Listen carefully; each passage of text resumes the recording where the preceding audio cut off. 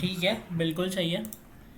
तो लेकिन इसको हम ज़रा अपने आसान लफ्ज़ों में भी समझ लेते हैं कि ये है क्या। तो मैं करूँगा ये कि मैं यहाँ पर एक सर ये ये बुलियन बुल टाइप होती है। ये बुलियन नहीं है असल में ना। यहाँ पर मैंने जो ग्रुप के अंदर एक वो दिया था ना, क्विज़। तो उस क्विज़ के अंदर जो है वो ट्रूथी और फॉल्सी वैल्यू जो है उसको यहाँ पर उसका मतलब उसका यूज़ हो रहा है यहाँ पर। तो बेसिकली होता क्या है कि काफ़ी कंडीशंस ऐसी होती हैं जिसमें हम अपने इफ़ कंडीशन में या दूसरी कंडीशंस में हम मतलब ज़्यादातर हम अपने इफ़ कंडीशन के अंदर ये जो कंडीशन बॉक्स है ना, ये जो प्रेंथेसिस है, इसके अंदर ही हम कंडीशन लिखते हैं। तो इसके अंदर जो हम कंडीशंस लिखते हैं उसमें हम ट्रूथी और फॉल्सी वैल्यू जो है उसको हम यूज़ करते हैं। अब देखें बेसिकली होता है क्या है कि यहाँ पर ना ट्रूथी और फॉल्सी वैल्यू हम देखते हैं इंटरनेट से कि वो हैं कौन कौन से। एक तो बहुत कॉमन है फॉल्स।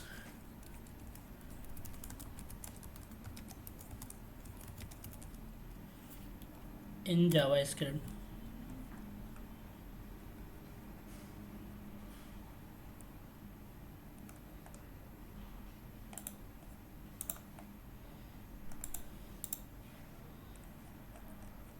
W3 स्कूल यहाँ पर नहीं है ना, W3 नहीं है ट्रूथी फॉल्सी के ऊपर। ठीक है।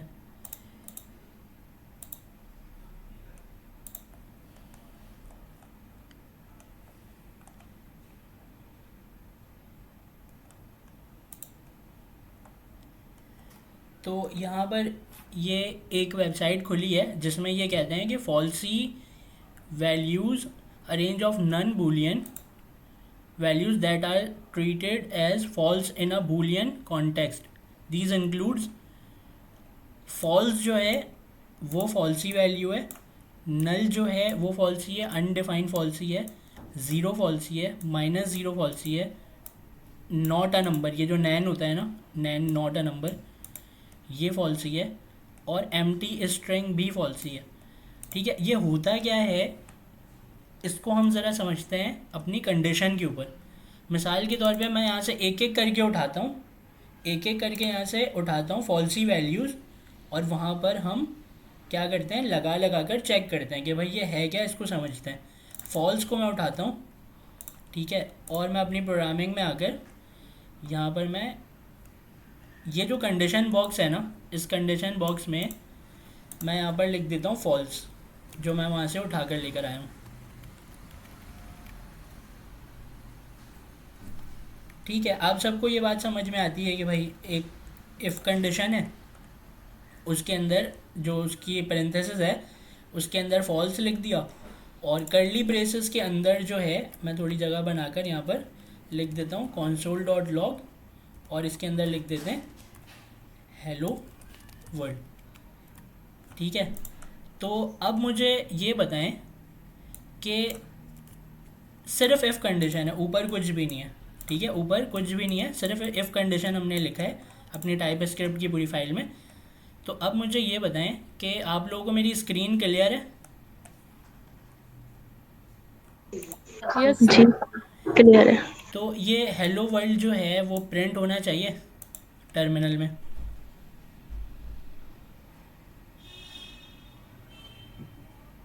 सर आपने कंडीशन फॉल्स लगाई है तो शायद नहीं होगा। हाँ सर, नहीं होना चाहिए वैसे तो, क्योंकि फॉल्स है ना जब भी।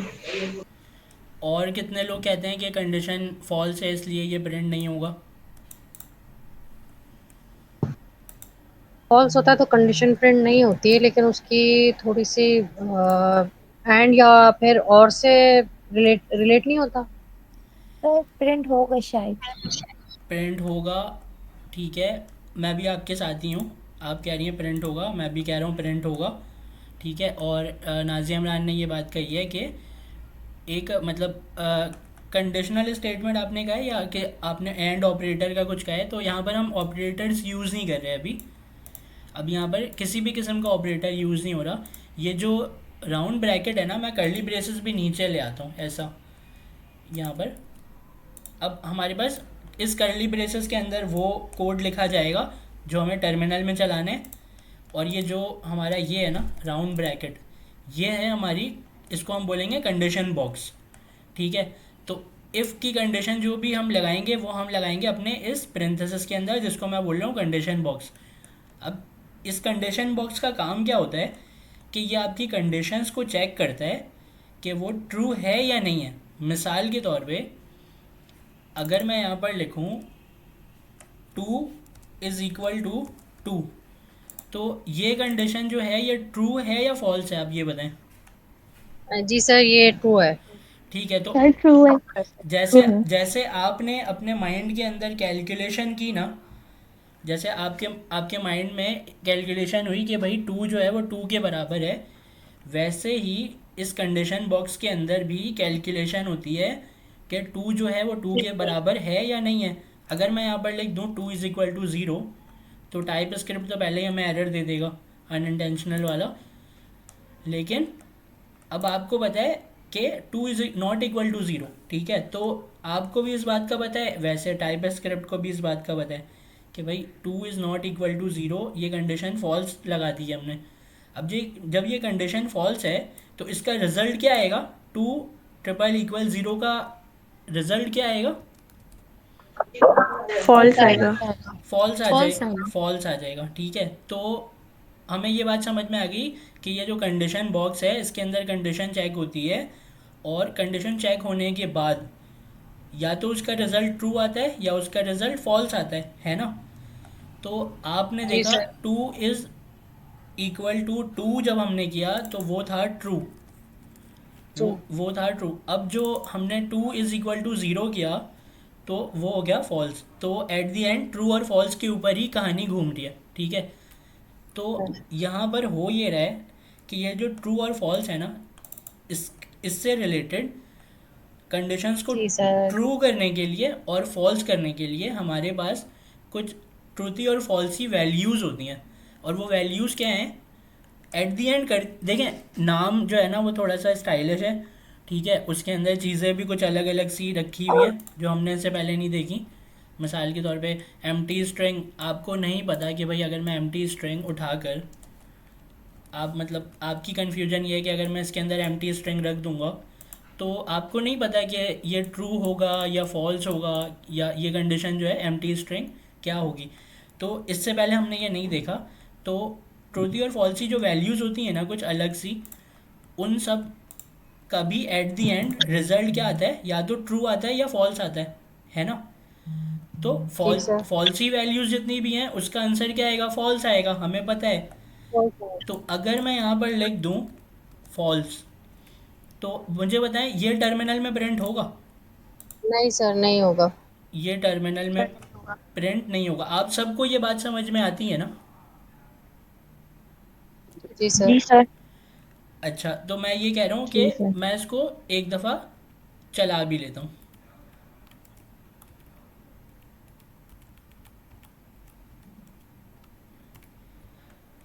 तो यहाँ पर इसका रिज़ल्ट टर्मिनल में कुछ भी नहीं आएगा। मैंने कंपाइल और नोट दोनों साथ करा लिया एक ही लाइन में। तो जैसे ये कंपाइल हो जाएगा इसका रिज़ल्ट कुछ भी नहीं आएगा। ठीक है, यहाँ पर ब्लैंक है, कुछ भी नहीं है। क्यों? क्योंकि वो सर आपने ये वाइल लूप क्यों लिखा है? ये हम अपनी पिछली क्लासेस में वाइल लूप का नाम रख दिया था, हमने अपने टाइप स्क्रिप्ट की फ़ाइल का नाम वाइल लूप रख दिया था, तो अभी हम उसी में पढ़े हैं। तो अच्छा, तो मैं इसको ना एक काम करता हूँ, इसको वॉच मोड पे लगा देता हूँ और एक टर्मिनल और ओपन कर लेता हूँ। यहाँ से हम अपना आंसर देखेंगे। तो ये क्या होता है? क्या? वॉच मोड ये जो आपने वॉच। जी। बार बार मुझे कंपाइल नहीं कराना पड़ेगा। अगर मैं सिर्फ यहाँ पर अपने टर्मिनल में आके लिख दूँ ना TSC-W और एंटर कर दूँ, तो ये क्या होगा, ये अब मेरी फ़ाइल को ना, जब भी मैं फ़ाइल में कोई चेंजिंग करूँगा तो ये कंटिन्यूसली उसको कंपाइल कराता रहेगा। मैं आपको ये दिखाऊँ, CMD ना नोड बन जाता है वो, और यहाँ पर starting compilation in watch mode. अब क्या है ना, वो कंटिन्यू इसको वो कराता रहेगा। अब देखिएगा मैं कंपाइल नहीं कराऊँगा, मैं सीधा दूसरे टर्मिनल में सिर्फ नोड कराऊँगा और अपना रिज़ल्ट देखूँगा बस। Node GS। ठीक है, तो आप सबने ये देखा कि भाई यहाँ पर जो है कुछ भी नहीं आया। क्यों नहीं आया? क्योंकि जो if condition condition false. Condition false हो गई, कंडीशन बॉक्स के अंदर कंडीशन फॉल्स हो गई, तो जो फॉल्स है वो कौन सी वैल्यू है, वो फॉल्स ही वैल्यू है। ठीक है, हम यहाँ पर इसको लिख लेते हैं कि फॉल्स जो है वो एक फॉल्स ही वैल्यू है। उसके बाद यहाँ पर वो कह रहे हैं कि ये जो नल है ना, ये जो नल है, ये नल भी फॉल्स ही वैल्यू है। अगर मैं यहाँ पर लिख दूँ ना नल, तो ये भी एक फॉल्स ही वैल्यू है। अब मुझे इसको टर्मिनल में प्रिंट करा कर देखना पड़ेगा कि भाई अगर मैं यहाँ पर नल लिख देता हूँ तो नल लिखने से क्या होगा, यहाँ पर वो टर्मिनल में प्रिंट होगा कि नहीं होगा। तो मुझे उन सब का रिज़ल्ट जो है ना वो यहाँ पर साथ में लिखते रहना है कि भाई फॉल्स जो है वो टर्मिनल में प्रिंट नहीं हुआ।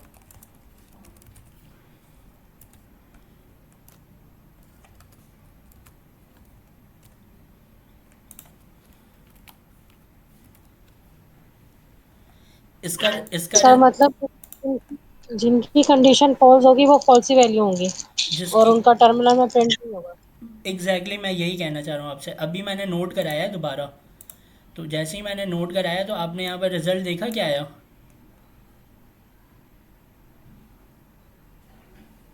मतलब नल जी आया। सर, प्रिंट नहीं होगा। नल नहीं आया, नल नहीं आया, यहाँ पर रिज़ल्ट फॉल्स आया, जिसकी वजह से ये प्रिंट हुआ ही नहीं। ये कंडीशन कर्ली ब्रेसेस वाली जो अंदर हमने जो भी कोड लिखा है वो चला ही नहीं। क्यों? क्योंकि कंडीशन बॉक्स जो है उसके अंदर क्या हो गया, वैल्यू फॉल्स हो गई। फॉल्स हो गई। ठीक सर है, क्योंकि जो नल होता है ना वो फॉल्स को रिप्रेजेंट करता है इसलिए। असल में जो अभी आपने बोला है ना कि नल जो है वो फॉल्स को रिप्रेजेंट करता है, तो फॉल्सी वैल्यूज़ जितनी भी हैं वो फॉल्स को ही रिप्रेजेंट करती हैं। मैं आपको यही समझाना चाह रहा हूँ, और कोई अलग से बात नहीं कह रहा मैं। वो भी यही कह रही है, ये देखें वो यहाँ पर क्या कह रही हैं।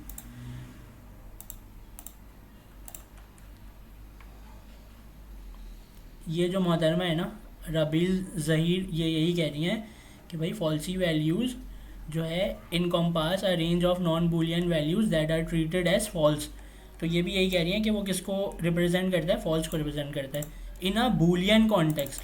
बूलियन में क्या चीज़ आती हैं, ट्रू या फिर फॉल्स। तो ये जितनी भी फॉल्सी वैल्यू इन्होंने यहाँ पर बताई है ना हमें, ये सब किसको रिप्रेजेंट करती हैं, फॉल्स को रिप्रेजेंट करती हैं।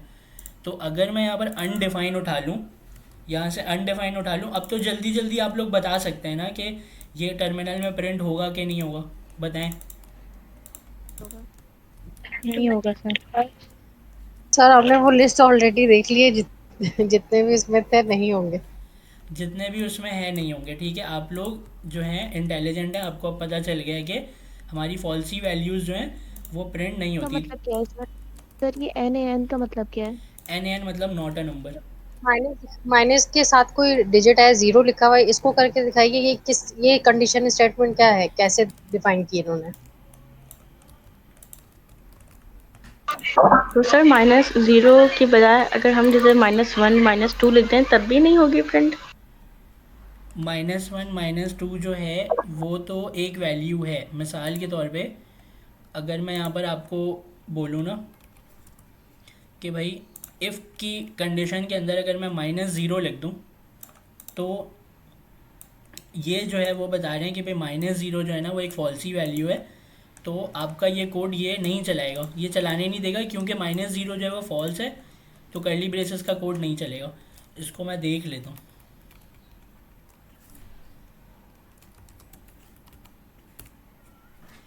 तो क्या हुआ कि इसने ये वाला कोड भी नहीं चलाया। क्यों? क्योंकि कंडीशन बॉक्स के अंदर कंडीशन चेक होती है और इसका बिहेवियर जो है वो फॉल्स ही है, तो एट द एंड ये कंडीशन बॉक्स में फॉल्स ही देगा हमें। मतलब ये कहें कि भाई कोई और जी जी क्या कोई कह रहे हैं। वैल्यू रखकर दिखाएं। कोई और डिजिट हो, वैल्यू जैसे इन्होंने बोला -1 हो, -2 हो, कुछ भी उसको करके देख। अभी अभी मैं आपको यही तो दिखाऊंगा। जब आप ये देखेंगे ना कि ट्रूथी वैल्यू जो है, ट्रूथी वैल्यू जो है जी वो फिर वो प्रिंट कर देगा और ये प्रिंट नहीं कर रहा। मैं आपको अभी यही दिखाऊंगा, एक मिनट रुक जाए। लास्ट में हमारे पास क्या आता है, एक तो ये आता है NaN नॉट अ नंबर, जो है ये नॉट अ नंबर जो है NaN, ये आप लोगों को दिखता है एरर के अंदर। मैं आपको अभी ना दिखा दूंगा, बल्कि मैं आपको ना इस तरीके से दिखा देता हूँ कि यहाँ पर मैं लिख देता हूँ let a is equal to, a की डाटा टाइप दे देते हैं हम नंबर। तो जैसे ही मैं यहाँ पर स्ट्रिंग देता हूँ ना ताहा, तो क्या होता है, वो मुझे कंप्लेन करता है ना, वो मुझे क्या कंप्लेन करता है, type string is not assignable to type number. तो वो मुझे यही कह रहा है कि भाई ये नॉट अ नंबर, ये जो आपने लिखा है ना स्ट्रिंग, ये नंबर नहीं है। आपको ये वाली कंप्लेन समझ में आ रही है? वो कंप्लेन क्या कर रहा है, आपने डाटा टाइप क्या दी है, नंबर, और आपने यहाँ पर वैल्यू क्या रखी है, स्ट्रिंग। अभी मैं आपको अगर यही चीज़ उसके अंदर करके दिखाऊँ, इंक्वायरर के अंदर, इंक्वायरर से मैं अगर उसको यहाँ पर नंबर, मैं उसको बोलूँ ना कि नंबर की वैल्यू मुझे दो, और मैं वहाँ पर अपना नाम लिख दूँ ताहा, तो क्या होगा कि वो मुझे बोलेगा कि भाई नॉट अ नंबर। पर एक बार मैंने चेक किया था, वो जो कैलकुलेटर हम बना रहे थे ना, जब टर्मिनल पे मैंने रन किया था तो एक नंबर मैंने पुट किया था, एक नंबर ऐसे ब्लैंक छोड़ दिया था मैंने। तो वहां पर मुझे ये मिला था आउटपुट के नॉट अ नंबर शो हुआ था। बिल्कुल बिल्कुल। जी सर, मेरा भी इस तरह हुआ था। अभी मैं ये तो अच्छी बात है, आप लोगों ने इसको चेक कर लिया। मैं अभी इंक्वायरर लिख कर ना आपको दिखा नहीं रहा, क्योंकि फिर हमारा जो टाइम है ना वो उसमें हो जाएगा काफ़ी, मतलब लेट हो वेस्ट जाएगा। होगा। या आप बताएं, अगर आपको देखना है तो फिर बताएं। नहीं सर, मैंने तो चेक किया है, मुझे तो समझ सर में आ मैं गया गए है। तो आपने लिख फिर के प्रिंट दिखा कर भी दूंगा। जाता बता रहे। जी जी, क्या कह रही हैं आप नाजिया मैम? मैंने कहा सर आपने लिख ही दिया है, नन नन का प्रिंट करवा के दिखा दें, क्या बोल रहे थे आप? हाँ, नन प्रिंट करा के दिखा देता हूँ मैं। यहाँ पर नन है, नन भी फॉल्सी वैल्यू है, तो नन भी जो है वो टर्मिनल में प्रिंट नहीं होगा। तो मैं बस ये चाहता हूँ आप लोगों से, आपने ये देखा ना कि ये यहाँ पर कुछ भी प्रिंट नहीं हुआ, ठीक है।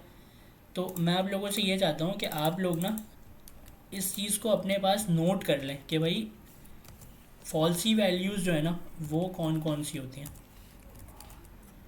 ठीक है। और लास्ट में हमारे पास ये है एम्प्टी स्ट्रिंग। तो अगर मैं यहाँ पर एम्प्टी स्ट्रिंग रख दूँ, सिंगल कोट वाला एम्प्टी स्ट्रिंग या डबल कोट वाला एम्प्टी स्ट्रिंग, बात एक ही है, ठीक है। तो अगर मैं ये रख दूँ एम्प्टी स्ट्रिंग, तो इसके अंदर भी क्या होगा, ये रिज़ल्ट प्रिंट टर्मिनल में प्रिंट नहीं होगा, क्योंकि ये फॉल्सी वैल्यू है। अगर मैं इसको चेक करूँ तो ये प्रिंट नहीं हो रहा है। तो आप लोगों को ये बात समझ में आ गई कि फॉल्सी वैल्यूज़ ये जो लिखी हुई हैं ये फॉल्स, हमें फॉल्स बिहेवियर देती है। अच्छा, अब आप लोगों ने ये नोट कर लिया कि फॉल्सी वैल्यूज़ में क्या क्या आ रहा है, फॉल्स आ रहा है, नल आ रहा है, अनडिफाइन आ रहा है, ज़ीरो, -0 भी था, यस सर। और NaN था, नॉट अ नंबर, और एम्प्टी स्ट्रिंग, ठीक है। जी सर। अब हम चलते हैं ट्रूथी वैल्यू की तरफ। तो यहाँ पर एक डेफिनेशन तो अच्छी ये होती है कि अगर आपको जैसे कि समझना है ना कि ट्रूथी वैल्यू कौन सी है, तो ट्रूथी वैल्यू जो है वो सारी वैल्यूज़ हैं जो फॉल्सी का अपोजिट है। उस समझ रही हैं आप मैं क्या कह रहा हूँ? जी। मतलब मैंने यहाँ पर इसको इसीलिए नोट किया है कि अगर मैं यहाँ पर लिख दूँ 1, तो क्या 1 फॉल्सी वैल्यू का पार्ट है? नो, ट्रूथी वैल्यू का। नो। तो ये प्रिंट करेगा हेलो वर्ल्ड? जी। जी सर। करके देख लेते हैं।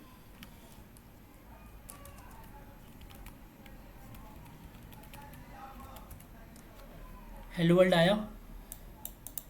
यस। जी सर। सर इस पे -1 भी करके देखिए ना। सर हम ये नहीं कह सकते हैं कि वैल्यू जो है सेंसिबल होनी चाहिए, जो हमें समझ में आ रही हो, वो वैल्यू जो ट्रूथी वैल्यूज होती हैं। नहीं कह सकते आप ऐसा, क्योंकि देखिए ना, जब आपको इंक्वायरर में एक प्रोग्रामर ने प्रोग्राम बनाया और उसने बोला यूज़र को कि इनपुट देने, ठीक है। अभी तो आप इसको इस तरीके से देख रही हैं, तो आपको ये लॉजिक समझ नहीं आ रही कि भाई ये क्या बात हो गई कि ज़ीरो लिख दिया यहाँ पर अंदर, या एम्प्टी स्ट्रिंग लिख दिया यहाँ पर अंदर। कौन लिखेगा एम्प्टी स्ट्रिंग? आपके माइंड में ये आ रहा होगा कि भाई इफ़ कंडीशन जब कोई लगा रहा होगा तो कौन लिखेगा एम्प्टी स्ट्रिंग, आपके माइंड में ये आ रही होगी बात, कोई भी नहीं। हाँ बिल्कुल। है ना। अब मैं आपको एक कंडीशन बना कर दिखाऊंगा, 1 मिनट 2 मिनट सब्र करें, एक कंडीशन बना लेंगे। अभी फ़िलहाल हम -1 लिख देते हैं। तो -1 जो है भाई वो इसका पार्ट तो नहीं है, इसका देखते हैं ज़रा कि बिहेवियर क्या आता है, ठीक है। तो -1 ने क्या कर दिया, प्रिंट कर दिया। प्रिंट कर दिया। तो इसके मतलब सर जी मैंने जीरो ही वैल्यू है जो फॉल्स ही है। जी, ज़ीरो जो है वो फॉल्सी वैल्यू और -0 ज़ीरो फॉल्सी वैल्यू। अब मैं आपसे ये कह रहा हूँ कि आप लोगों को ये लॉजिक समझ, अब आप लोगों को ये लॉजिक समझ में नहीं आई कि एम्प्टी स्ट्रिंग कोई क्यों लिखेगा, है ना। आपने क्या बोला, एम्प्टी बिल्कुल। एम्प्टी स्ट्रिंग कोई क्यों लिखेगा, ऐसे लॉजिक कोई लिखेगा ही क्यों, आपने ये बोला। तो यहाँ पर सर ऐसा भी तो होता है, सर ऐसा भी तो होता है जब हम प्रॉम्प्ट पे काम कर रहे होते हैं और हम यूजर से कुछ इनपुट लेना चाहते हैं, तो हम समटाइम ऐसा होता है कि एम्प्टी वैल्यू वहां पर शो कर देते हैं। हम नहीं शो करते, हम यूज़र से कहते हैं कि भाई मैं आपको बना कर दिखाता हूँ ताकि आपको ना ज़्यादा अच्छे से समझ में आएगा। यहाँ पर मैं कर देता हूँ लेट ए, इसको छोटा कर ले। आप सबको मेरी स्क्रीन नज़र आ रही है ना, या मैं दोबारा से बड़ी कर दूँगा, कोई अगर मसला हो तो मुझे बता दीजिएगा। Let a is equal to await, और इसमें अवेट ने एरर नहीं दिया, ठीक है। और इंक्वायरर, इस इम्पोर्ट को ऊपर ले जाते हैं, इंक्वायरर डॉट प्रॉम्प्ट, और इसके अंदर हम लगा देते हैं नेम। नेम जो है मेरे वेरिएबल का नाम है, तो इसका नाम मैं आंसर रख देता हूँ, ठीक है। उसके बाद यहाँ मैंने डॉट लगा दिया। उसके बाद टाइप, टाइप जो है वो मैं नंबर रखूँगा, और टाइप के बाद मैसेज,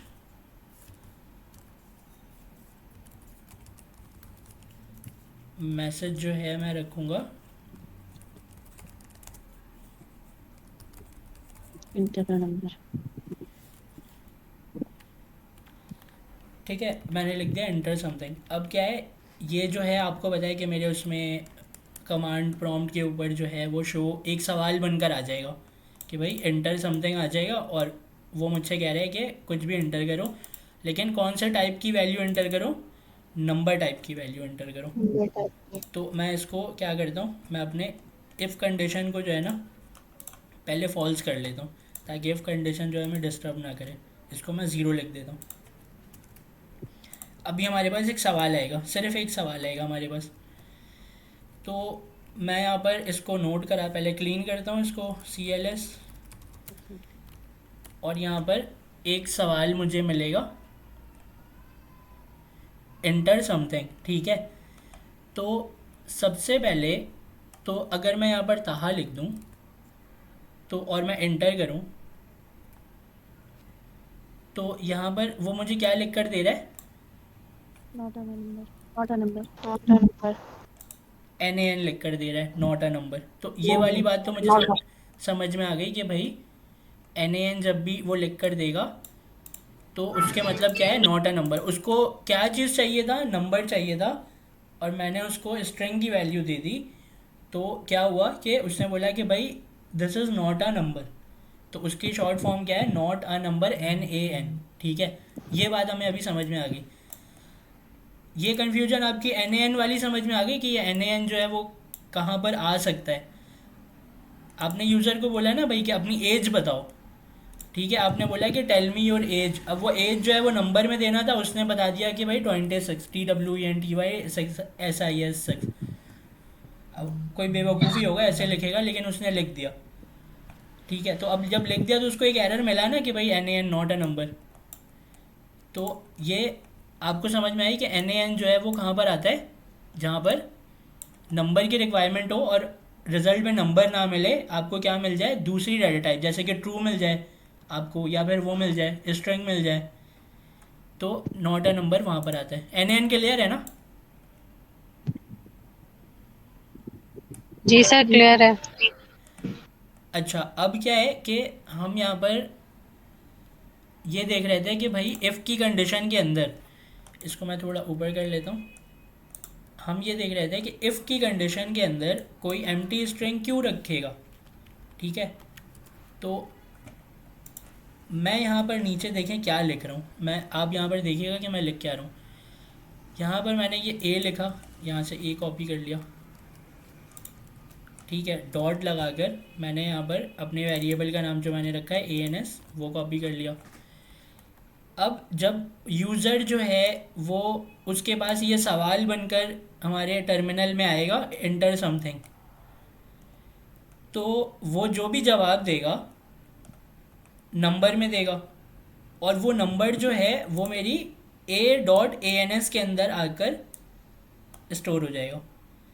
तो जब जवाब इसके अंदर A.ANS के अंदर आ रहा है तो मैं कह रहा हूँ कि भाई एक वेरिएबल बनाता हूँ यहाँ पर और इसका नाम मैं कहता हूँ जवाब, ठीक है, और इसको बराबर कर देता हूँ किसके, A.ANS के। अब मुझे बताएं यहाँ पर किस किस को कन्फ्यूजन है कि भाई ये क्या कर दिया? किसी को भी कन्फ्यूजन तो नहीं है ना? आपको समझ में आ रहा है कि ये सवाल है, जी सर। टर्मिनल में सवाल पूछा गया है और उसको बोला गया है एंटर योर एज। यहाँ पर मैं कर देता हूँ योर एज। वो यूजर जो भी एंटर करेगा एज वो इस वेरिएबल में आकर स्टोर हो जाएगा। वो किस में आ जाएगा, A.ANS में। ए कहाँ से आया, ए ये वेरिएबल है और .ANS हमने यहाँ से उठा लिया, तो A.ANS के अंदर आ जाएगा, जो उसका आंसर है वो आएगा। और आंसर क्या है, हमने पूछा है सवाल में एज बताओ, तो एज उसका मतलब जो भी है वो इसके अंदर आके स्टोर हो जाएगा A.ANS में। हमने ये किया है इस लाइन में कि A.ANS में जो भी आया है ना वो हमने इस जवाब के अंदर स्टोर कर लिया है, और इस जवाब को हम कॉपी करते हैं और यहाँ पर पेस्ट कर देते हैं। इतनी सी बात समझ में आई कि यहाँ पर मैंने क्या किया? जी सर। जी सर। ठीक है, तो जी सर, समझ आया। आपने ये एटीएम में भी इस प्रोसेस में काम हुआ था ना? बिल्कुल हुआ हुआ था, बिल्कुल हुआ हुआ था। अब मैं क्या कर रहा हूँ, मैं इसको यहाँ पर टर्मिनल में चला रहा हूँ। पहले मैं एक्सप्लेन कर देता हूँ। ये हमारा सवाल है एंटर योर एज, इसका जवाब आएगा जो भी आएगा A.ANS में आएगा।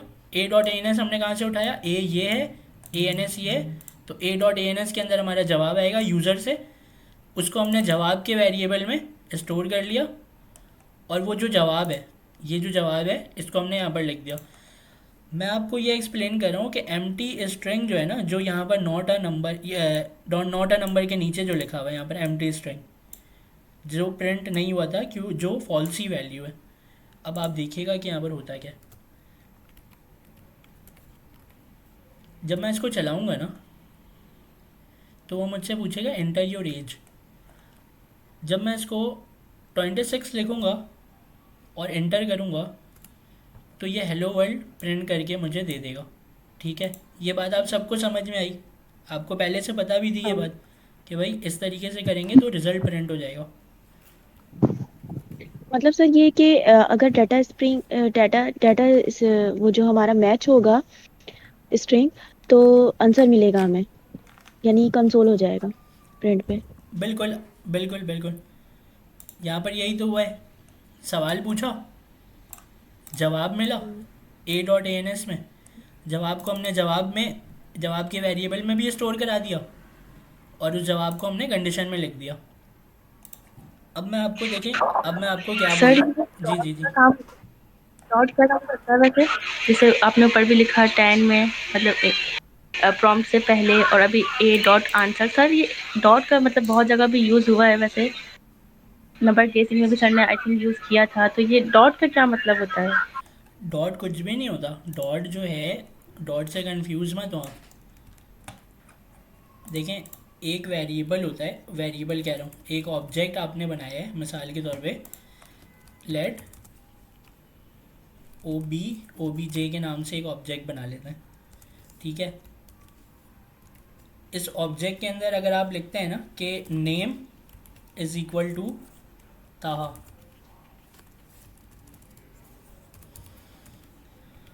और फिर कॉमा लगाकर आप लिखते हैं कि एज इज इक्वल टू 26। ठीक है, और उसके बाद आप लिखते हैं कि रोल नंबर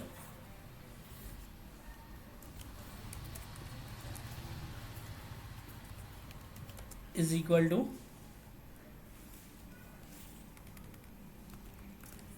तो आपको यहाँ पर तीन चीज़ें मिल गई। ये क्या कह रहा है, no value exist in scope for shortened property as इधर डिक्लेयर, वो इसलिए कह रहा है क्योंकि हमने कॉमा नहीं लगाया है और यहाँ पर हमने इक्वल लगा दिया, तो यहाँ पर हमें सेमीकोलन लगाने। तो हमने एक ऑब्जेक्ट बना दिया, एक ऑब्जेक्ट के अंदर हमने 3 प्रॉपर्टीज़ रखी हैं, नेम, एज और रोल नंबर। तो अब इस ऑब्जेक्ट के अंदर, इसके अंदर हमने 3 प्रॉपर्टी रखी हैं। जब भी मुझे इस ऑब्जेक्ट को एक्सेस करना होगा तो मैं यहाँ पर लिखूँगा obj डॉट नेम, यहाँ पर वो मुझे दे रहा है नेम, और जब मैं इसको अपने console डॉट लॉग में यहाँ से प्रिंट करा दूंगा ना, तो वो मुझे जवाब देगा ताहा।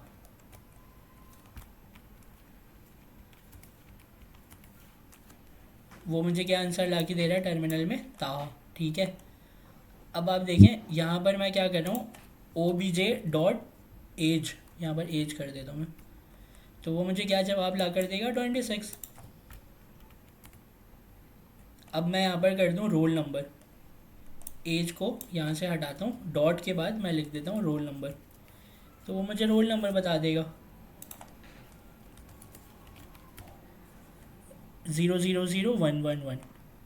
तो उसने क्या किया, मुझे रोल नंबर बता दिया। तो जब भी आप ऑब्जेक्ट के किसी प्रॉपर्टी को एक्सेस करते हैं तो आप डॉट लगा कर एक्सेस करते हैं। आपके पास इस ऑब्जेक्ट में अभी 3 प्रॉपर्टीज़ हैं, 10,000 प्रॉपर्टीज़ भी होंगी, तो आप क्या करेंगे, obj डॉट उस प्रॉपर्टी का नाम, उसकी वैल्यू आपको रिजल्ट में मिल जाएगा। समझ आ गई बात कि डॉट क्या कर रहा है? जी सर।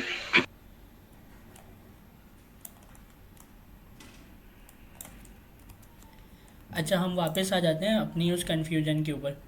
तो मैं आपसे ये कह रहा था, स्क्रीन जो है ना वो होनी चाहिए ताकि कोड पूरा नज़र आए। आप लोगों को कोई प्रॉब्लम तो नहीं है ना अगर मैं ये छोटी कर दूं, फ़ॉन्ट छोटे तो नहीं है ना, नज़र आ रहे हैं आप सबको? जी सर। अच्छा, तो अभी क्या है कि मैंने आपको ये बोला कि भाई वो ऐसा कौन आदमी होगा जो इफ़ की कंडीशन के अंदर सिंगल कोट लिखेगा और सिंगल कोट एक फॉल्सी वैल्यू है जो कि प्रिंट नहीं कराती रिज़ल्ट को। तो ऐसा कौन होगा जो बेवकूफ़ होगा कोई। इस फॉल्सी वैल्यू को लिखेगा? तो बताए वो कौन होगा, वो मैं आपको दिखाता हूँ। कौन सर?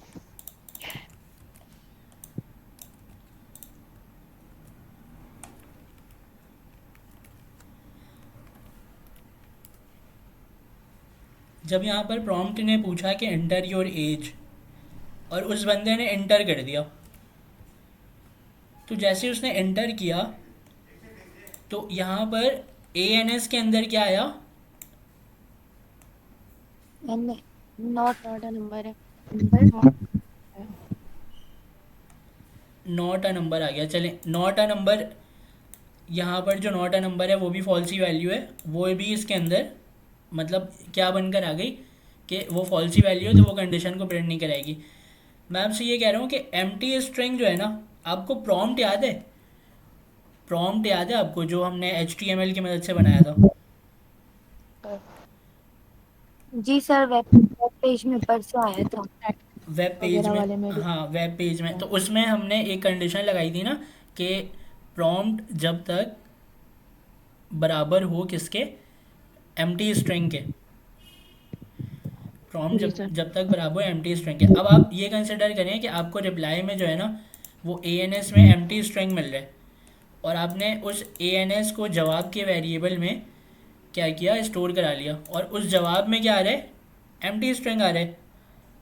मतलब मैं आपसे कहना ये चाह रहा हूँ कि उसने तो नॉट अ नंबर वाला जो रिज़ल्ट है ना वो दे दिया। मुझे आपको दिखाना असल में ये था कि भाई अगर आप जवाब के वेरिएबल में एम्प्टी स्ट्रिंग यहाँ पर लेकर आ जाते हैं ना, तो एम्प्टी स्ट्रिंग क्या इस जवाब के वेरिएबल में क्या है, अभी एम्प्टी स्ट्रिंग है, तो एम्प्टी स्ट्रिंग। तो ये कंडीशन ट्रू होगी या फॉल्स होगी?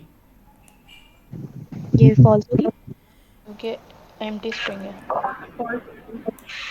तो मैं फॉल्स होगी फिर नहीं होगा। मैं आपसे ये कहना चाह रहा हूँ कि आप कंडीशन ये वाली बहुत जगह पर देखेंगे, बहुत जगहों पर आप देखेंगे कि जवाब अगर बराबर नहीं है नल के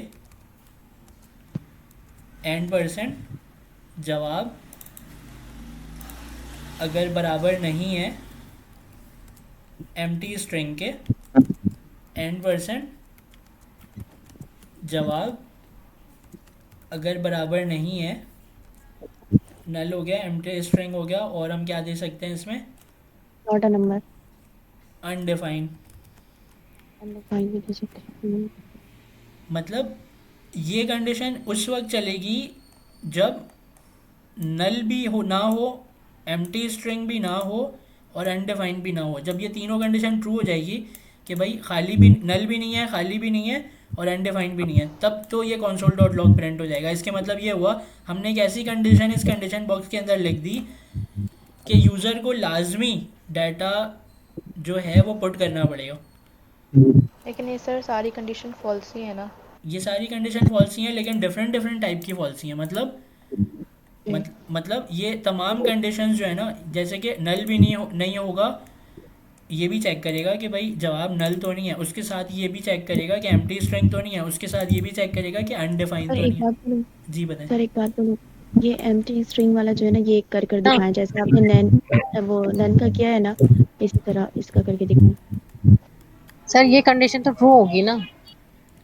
नहीं, नॉट इक्वल टू है। ये कंडीशन ट्रू होगी उस वक्त जब वो जवाब में अब नंबर्स लिखेगा, तब होगी।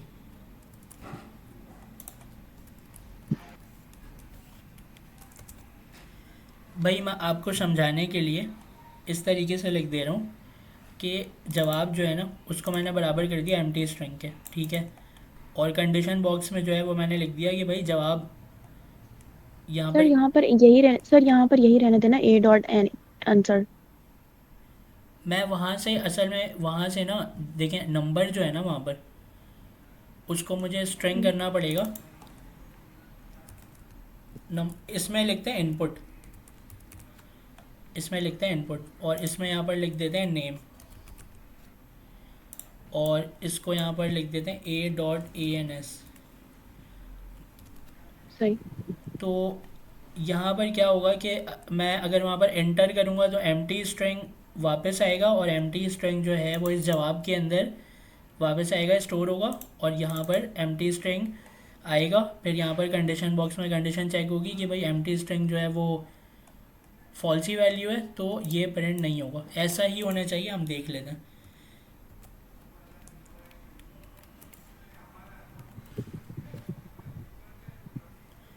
तो इसने बोला एंटर योर नेम, मैं यहाँ पर एंटर कर देता हूँ।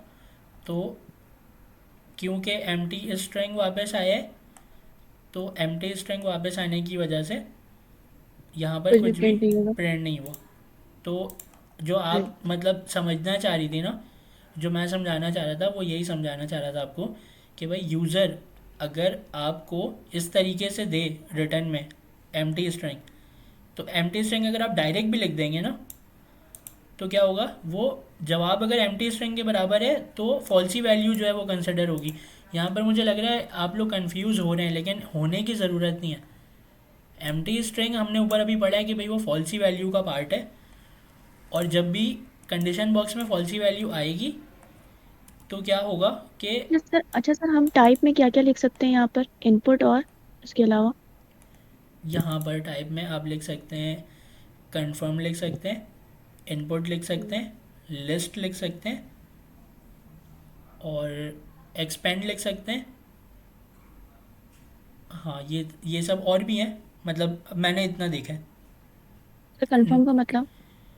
कंफर्म मतलब यस या नो, मतलब जैसे अगर यहाँ पर मैं लिख दूँ ना कंफर्म, तो और यहाँ पर मैं लिख दूँ do you want to continue,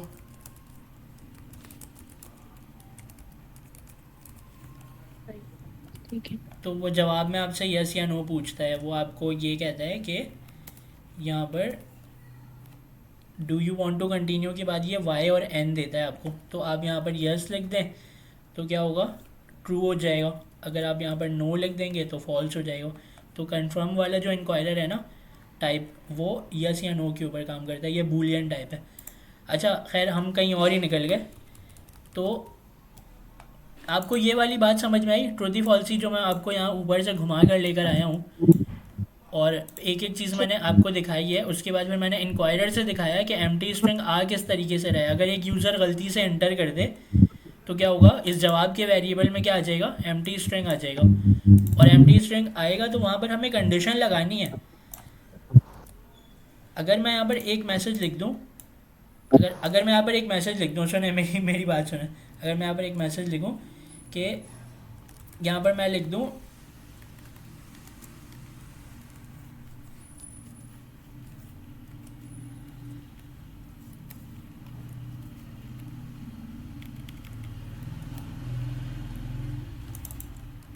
इस जवाब को इसके अंदर रख रहा हूँ और मैं इसको कह रहा हूँ कि नाइस नेम, या इसको हाँ ये नाइस नेम लिख देता हूँ। ठीक है, मैं अभी क्या कर रहा हूँ कि भाई अगर यहाँ पर जवाब, और मैं कंडीशन लिख रहा हूँ अगर is equal to empty string है, तो आप क्या करो यहाँ पर नाइस नेम दे दो। मेरा ख्याल है ये ट्रू हो जाएगी ये कंडीशन, क्योंकि जवाब वहाँ से एम्प्टी स्ट्रिंग आएगा। और यहाँ पर मैं चेक कर रहा हूँ कि अगर ये एम्प्टी स्ट्रिंग बराबर है एम्प्टी स्ट्रिंग के, तो फिर ये कंडीशन ट्रू करा दो।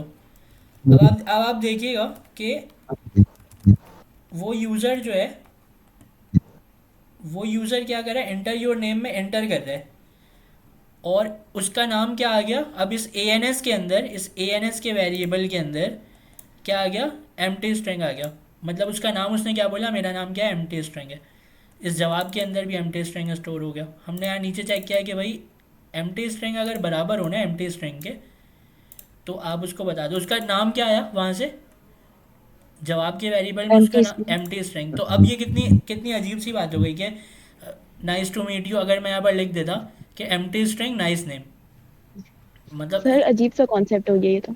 यही मैं आपको समझाना चाह रहा हूँ कि अगर मुझे इस चीज़ से बचना है ना, तो मैं क्या बोलूँगा कि भाई जवाब not equal to empty string. सबसे पहली कंडीशन में ये चेक करूँगा कि भाई एम्प्टी स्ट्रिंग के बराबर ना हो। आपको ये बात समझ में आती है कि मैंने इस कंडीशन में क्या लिखा है, जी कि जब भी एम्प्टी स्ट्रिंग के बराबर ना हो तब ये प्रिंट करना। मतलब जी सर, ट्रू है मतलब ये। हाँ ये ट्रू है। मतलब मैं ये कह रहा हूँ कि अगर यूज़र लिखता है अपना नाम, तो फिर उसको बोल देना ताहा नाइस नेम। अगर वो यहाँ पर एंटर कर देता है, ब्लैंक एंटर कर देता है, तो कुछ भी प्रिंट मत करना, फॉल्स हो गई। फॉल्स हो गई ये वैल्यू। तो अच्छा सर मैं एक बात पूछूं, नहीं नहीं, सर अभी यहाँ अभी पर आपने अभी इफ की एक कंडीशन। मिनट एक मिनट एक मिनट एक मिनट, मुझे इसको कंटिन्यू करने दें। मैं कह रहा हूँ कि यहाँ से वो मैं समझ गया। आप ये तो नहीं कह रही हैं कि यहाँ से एल्स लगा के उसको मैसेज दिखा दें कि भाई आपने नाम गलत लिखा है, आप सही नाम लिखें। हाँ हाँ ऐसा कर सकते हैं। हाँ सब कर सकते हैं। अभी मेरी बात सुनना, मैं क्या कह रहा हूँ। ये जो एम्प्टी स्ट्रिंग है ना, ये जो आपने यहाँ पर वो लिखा है, कंडीशन लिखी है, इस कंडीशन को अगर मैं यहाँ से मिटा दूँ और यहाँ पर सिंपल अगर वो बंदा वहाँ से एंटर करे, तो यहाँ पर भी एम्प्टी स्ट्रिंग आएगा, और एम्प्टी स्ट्रिंग फॉल्सी वैल्यू होती है। तो बात तो वही हो गई ना, जो अभी कंडीशन मैंने लिखी है ये वाली, अभी जो मैंने लिखी है ये वाली कंडीशन कि empty string is not equal to empty string, तो फिर ये चलाओ।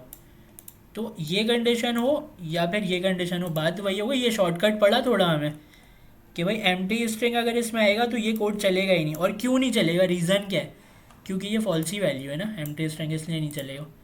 आपको ये दोनों बातें समझ में आई?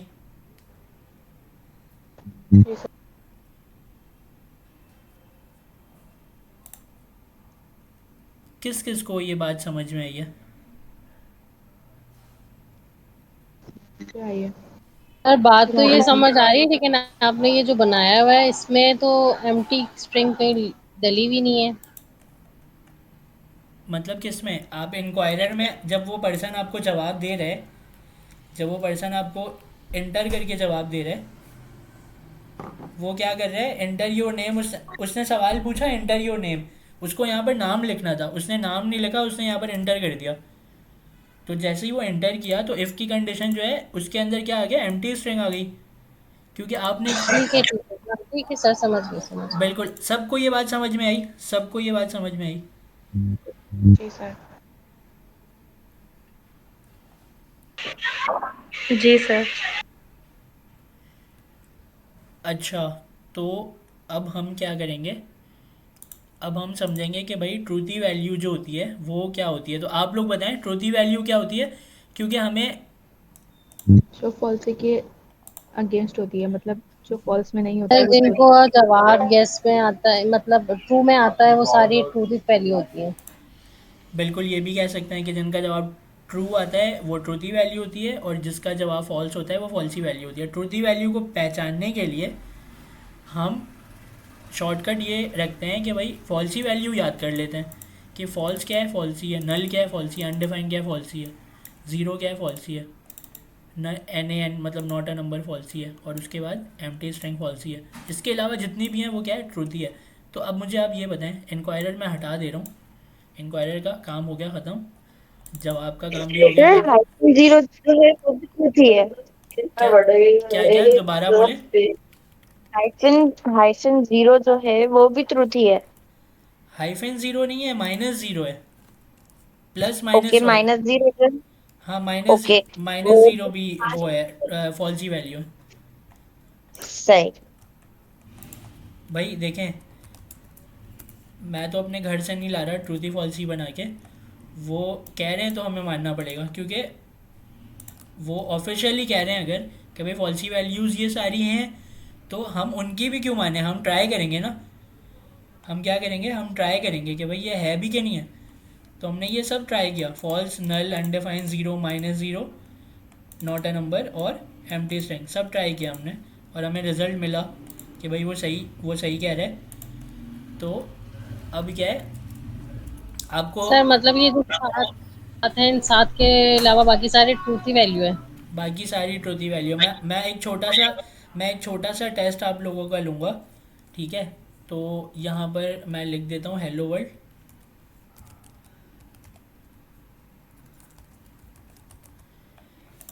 मैंने यहाँ पर हेलो वर्ल्ड लिख दिया। अब मुझे ये बताएं, अगर मैं इसमें कंडीशन बॉक्स में फॉल्स लिखूंगा तो क्या आएगा। नहीं होगी प्रिंट कंडीशन सर नहीं पास। प्रिंट होगा। नहीं होगा। अच्छा, फॉल्सी वैल्यूज़ कौन कौन से टाइप की होती हैं। सर नन वो अनडिफाइंड फॉल्स होती है, नल होती है, अनडिफाइंड होती है, जीरो होती है, माइनस वन होती है, और नॉट अ नंबर होती है। माइनस वन नहीं होती है। माइनस वन ही, माइनस वन नहीं। Minus zero. Minus minus zero है सर, माइनस जीरो और खाली जीरो। जी, simple minus zero zero. Simple वाला ज़ीरो और माइनस ज़ीरो दोनों फॉल्सी वैल्यू है। दूसरी बात ये कि आप जितने भी लोग मुझे सुन रहे हैं ना, वो इस चीज़ को नोट भी करें साथ के साथ। आपको स्क्रीनशॉट लेना है, आप स्क्रीनशॉट लें। आपको नोट करना है, आप नोट करें, ठीक है। मैं भी स्क्रीनशॉट लेकर क्या करूँगा, ग्रुप में डाल दूँगा। यहाँ पर मैं ले लेता हूँ स्क्रीनशॉट। सर मैं लिख रही हूँ सारी चीजें।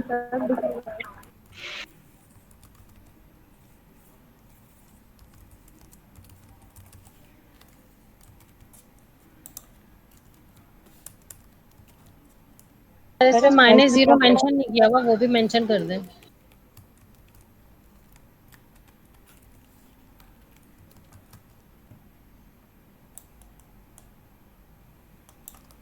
सर स्प्लाइस का क्या कल पूछेंगे आप? स्प्लाइस का मैं आपसे पूछूंगा, हाँ। आपको होमवर्क दिया है ना। अच्छा। और सर ये स्क्रीनशॉट किस तरह ले रहे हैं आप? हमें स्क्रीनशॉट भी बताएं। मैं स्नैपिंग टूल से ले रहा हूँ। शॉर्टकट मैं आपको बता देता हूँ, ये क्या है, फॉल्सी।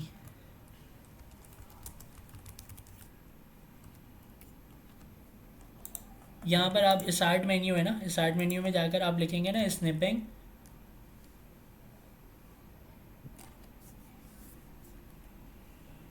Snapping tool. तो ये जो स्नैपिंग टूल है ना, इससे ले रहा हूँ। इसका शॉर्टकट ये होता है कि आपके कीबोर्ड में जो विंडोज़ का बटन है ना, वो शिफ्ट और एस ये तीनों साथ दबाने हैं। तो विंडोज़ शिफ्ट एस जब आप साथ दबाते हैं तो आपको स्नैपिंग टूल मिल जाता है खुल के, और फिर आप अपने माउस से जो भी आप सेलेक्ट करते हैं उसका स्क्रीनशॉट बन जाता है, बस आपको सेव करना पड़ता है। जैसे ये स्क्रीनशॉट आ गया तो मैं इसको ओपन करके यहाँ से सेव करूँगा तो सेव हो जाएगा। अभी मैं सेव नहीं कर रहा, बंद कर दे रहा हूँ इसे। अच्छा, ये बात तो हमें समझ में आ गई कि हमने ट्रूथी और फॉल्सी वैल्यू समझ ली है। अब मैं आप लोगों को एक सर क्या रिक्वेस्ट बताया था आपने? विंडोज शिफ्ट और विंडोज़ शिफ्ट और एस। मैं आप लोगों से एक रिक्वेस्ट ये कर रहा हूँ कि जो कल मैंने क्विज़ दिया था ना, कल या परसों आई थिंक दिया था, तो उस क्विज़ का आंसर जो है वो किस किस ने ज़ीरो दिया है और किस किस ने वन दिया है। मैंने 0 दिया। सर मैंने 0 दिया था। सर मैंने भी 0 दिया था। तो आप लोगों ने क्या लेकिन क्या सोच के ज़ीरो दिया लेकिन था? सर लेकिन सर उसमें ये कंफ्यूजन थी कि वो नंबर था और हम जवाब स्ट्रिंग में दे रहे थे। हाँ तो सर वो मुझे ट्रूथ लग रहा था, सही लग रहा था देखें, सर क्योंकि कंडीशन। थर्ड ऑप्शन था ही नहीं, सोच सोच के पागल हो गए, फिर मैंने 0 दे दिया था, लेकिन वो स्ट्रिंग था।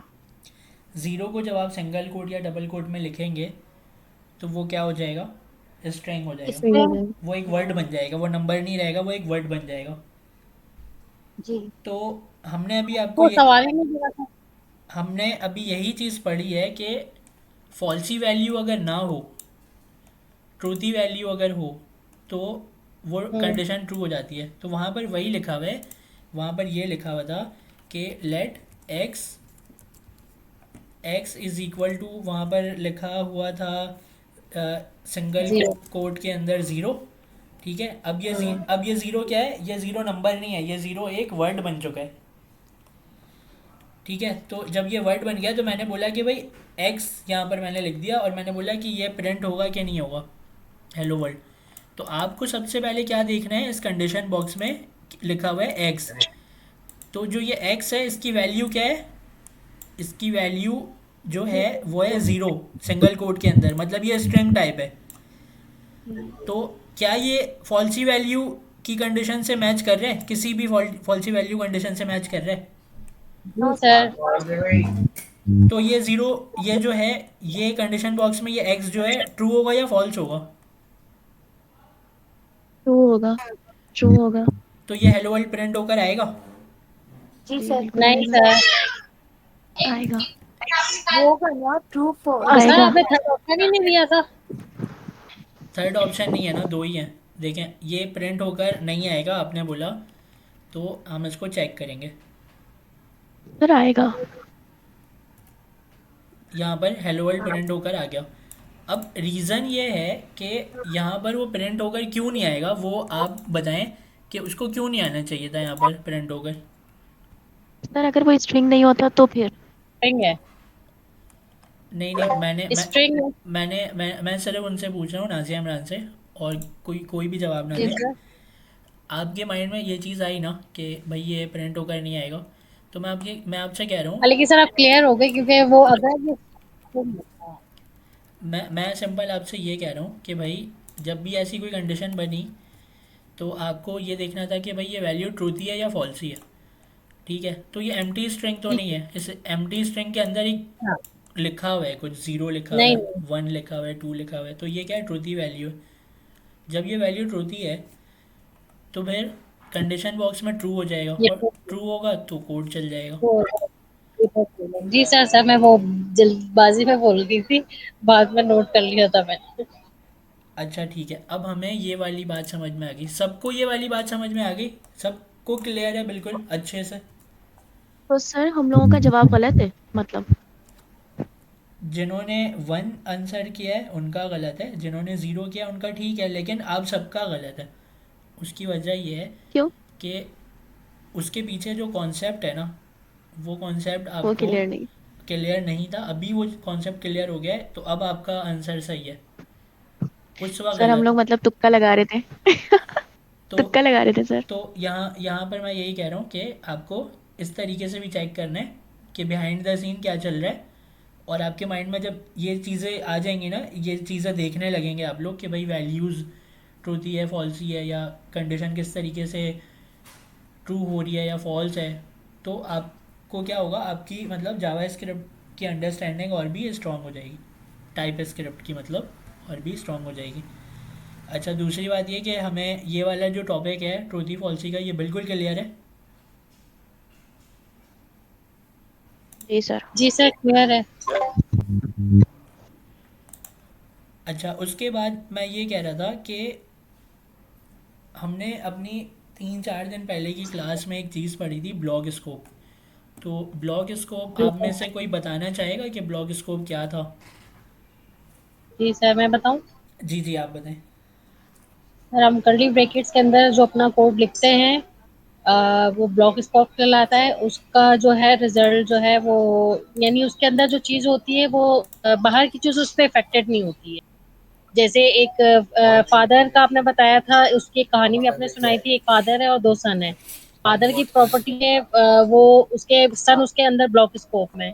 फादर की प्रॉपर्टी सन तो यूज करेंगे, लेकिन दो डिफरेंट जो सन है, तो वो अपनी प्रॉपर्टी जो है वो एक दूसरे से भी शेयर नहीं करेंगे और वो फादर से भी नहीं करेंगे। तो ये जो कर्ली ब्रैकेट्स है, ये उनकी प्रॉपर्टी को ब्लॉक स्कोप की तरह रिप्रेजेंट करेंगे। नहीं सर, सन जो है शेयर कर सकते, सन जो है शेयर कर सकते हैं, लेकिन फादर नहीं कर सकते हैं।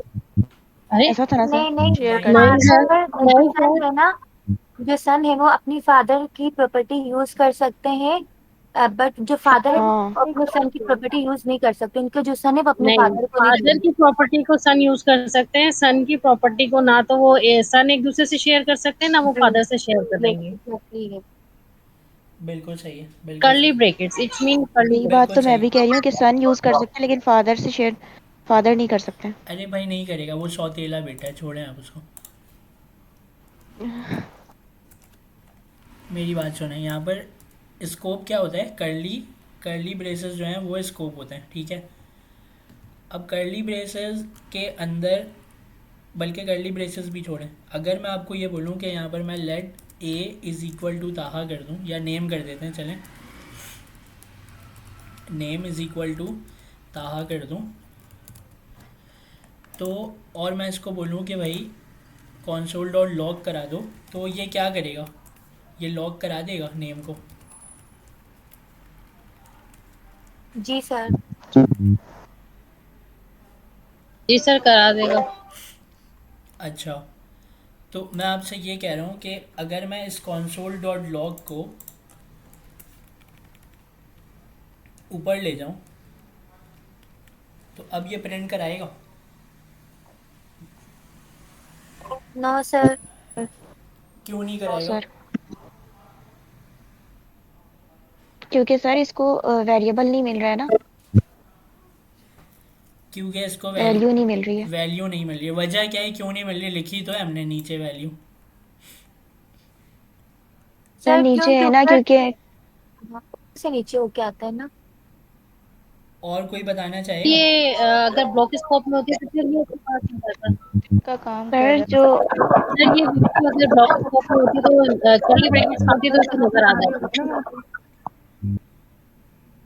सर फादर सन वाली कहानी हो गई ना यहाँ पे। सर, हाँ वही बिल्कुल। कर्ली ब्रैकेट्स में होती तो ये रिटर्न हो जाता, क्योंकि वो सर्कल की तरह घूमता है, सर ढूंढता है वैल्यू वेरिएबल को, जबी लेकिन यहाँ पे ये ढूंढ नहीं पाएगा।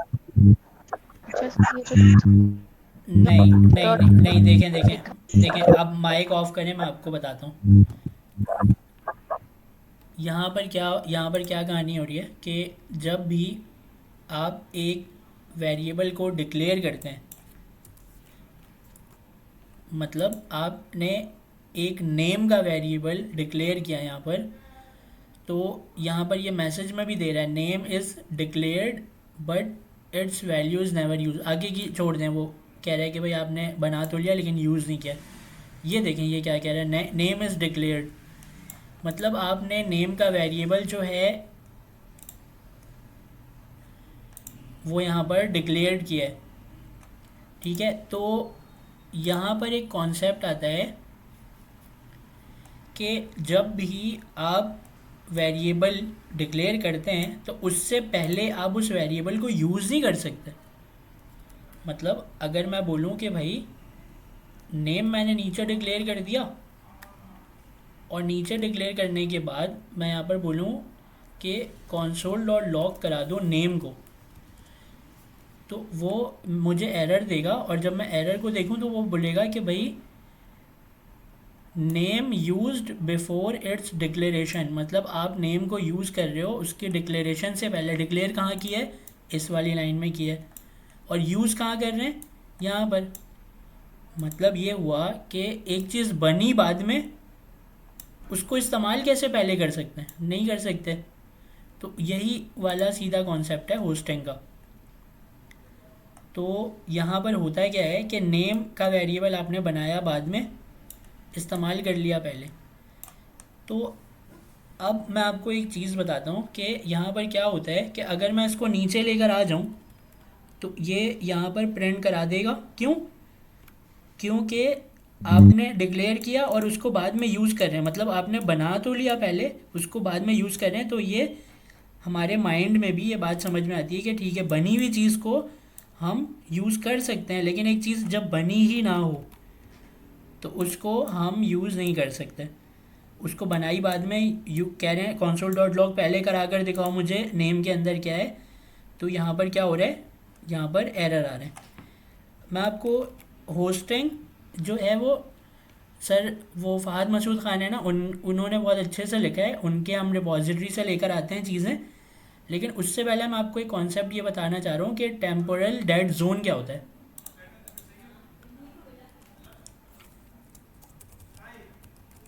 Temporal dead zone. अब ये सर मैंने पढ़ा था दिक्कत सेटिंग में। कहाँ पर पढ़ा था? तब पे लिखा हुआ होता है सेटिंग में, जब रिपोजिटरी डिलीट करते हैं ना तब। अच्छा, तो यहाँ पर टेम्पोरल डेड जोन जो है ना, ये थोड़ा सा मुश्किल नाम है। इसको शॉर्ट में ना कहते हैं TDZ भी कहते हैं इसको। ठीक है, TDZ भी कहते हैं इसको। मैं ब्रैकेट में करके लिख लेता हूँ, आप लोग ऐसे भी देखेंगे।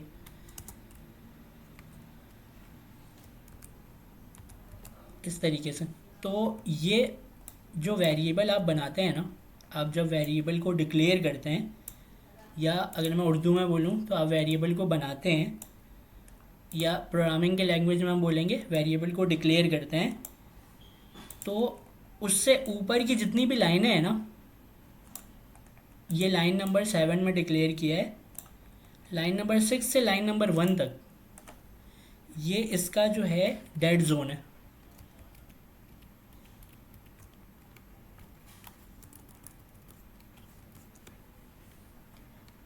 ये क्या है, इसका क्या है, ये डेड जोन है। अब आप इस डेड जोन के अंदर, अगर आप इस डेड जोन के अंदर यहाँ पर कहेंगे ना इससे कि भाई लॉक करा दो इसको, मुझे यहाँ से एक को मिटा देता हूँ मैं। यहाँ पर मैं कहूँगा ना लॉक करा दो मेरे नेम के वेरिएबल को, तो वो कौन से उसमें आ रहा है, अपने डेड जोन के अंदर आ रहा है। तो डेड जोन में आने की वजह से आपको मैंने अभी क्या बोला कि लाइन नंबर 8 में इसको डिक्लेयर किया आपने, और 7 से लेके 1 तक ये पूरा डेड जोन है, इसका टेम्पोरल डेड जोन है। तो इस डेड जोन के अंदर अगर आप कहेंगे ना इसको कि इसको मुझे यूज़ करना है इस डेड जोन के अंदर, तो वो यूज़ नहीं होगा। लेकिन इससे नीचे नीचे जितनी भी लाइनें होंगी वो डेड जोन नहीं होती। तो जब इसको मैं नीचे लेकर आ जाऊंगा तो वो क्या होगा, हम उसे यूज़ कर सकते हैं। तो आपको ये बात समझ में आई कि जब आप वेरिएबल को डिक्लेयर करते हैं तो उससे ऊपर वाली जितनी भी लाइनें होती हैं वो क्या होती है, उसके डेड जोन होता है, और उससे नीचे उसका डेड जोन नहीं होता, उसको आप नीचे यूज़ कर सकते हैं। तो अब मुझे आप ये बताएं, एक छोटा सा टेस्ट ये बताएं मुझे कि ये जो मैंने नेम का वेरिएबल डिक्लेयर किया है ये कौन सी लाइन नंबर में? 7। अच्छा, अब मैं इसको लेकर आ रहा हूँ नीचे।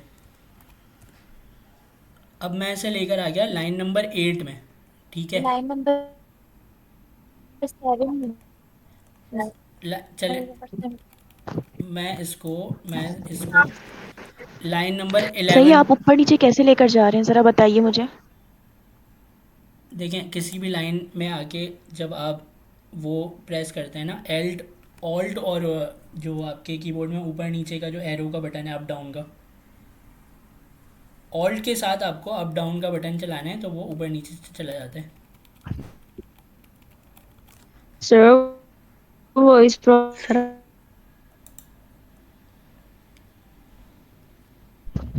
क्या क्या मुझे आवाज़ नहीं आई आपकी?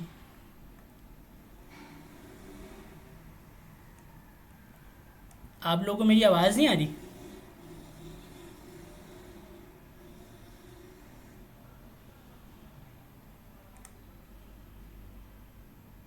करिए।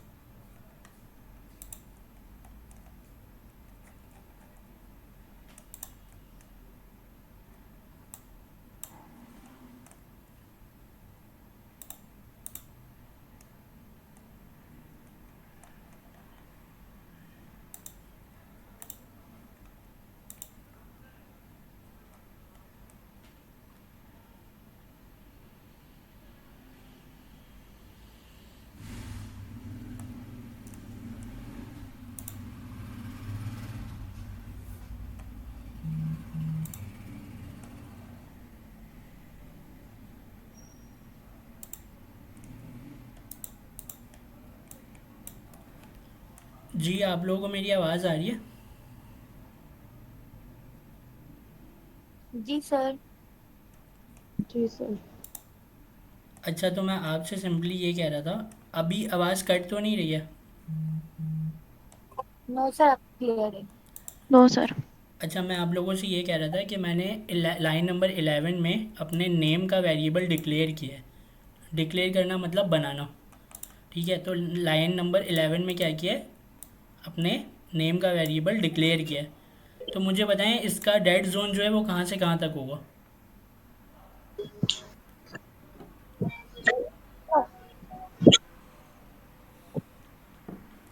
10 से 1 तक। 10 से 1 तक, इसके मतलब मैं 10 से 1 तक इसको हाँ कॉन्सोल सर, डॉट, लाजमी सी बात है, 10 से लेके 1 तक। ठीक है। तो इसके मतलब ये हुआ कि मैं इसको 10 से लेकर 1 तक, इसको मैं 10 से लेकर 1 तक जो है वो नहीं करा सकता, यूज़ नहीं कर सकता। जी। तो यही रीज़न है कि मैं इसको ऊपर जो है वो console डॉट लॉग नहीं करा पा रहा। ऐसा ही है। जी। और अगर मैं इस console डॉट लॉग को मैं नीचे ले जाऊं तो वो डेड जोन से बाहर आ गया।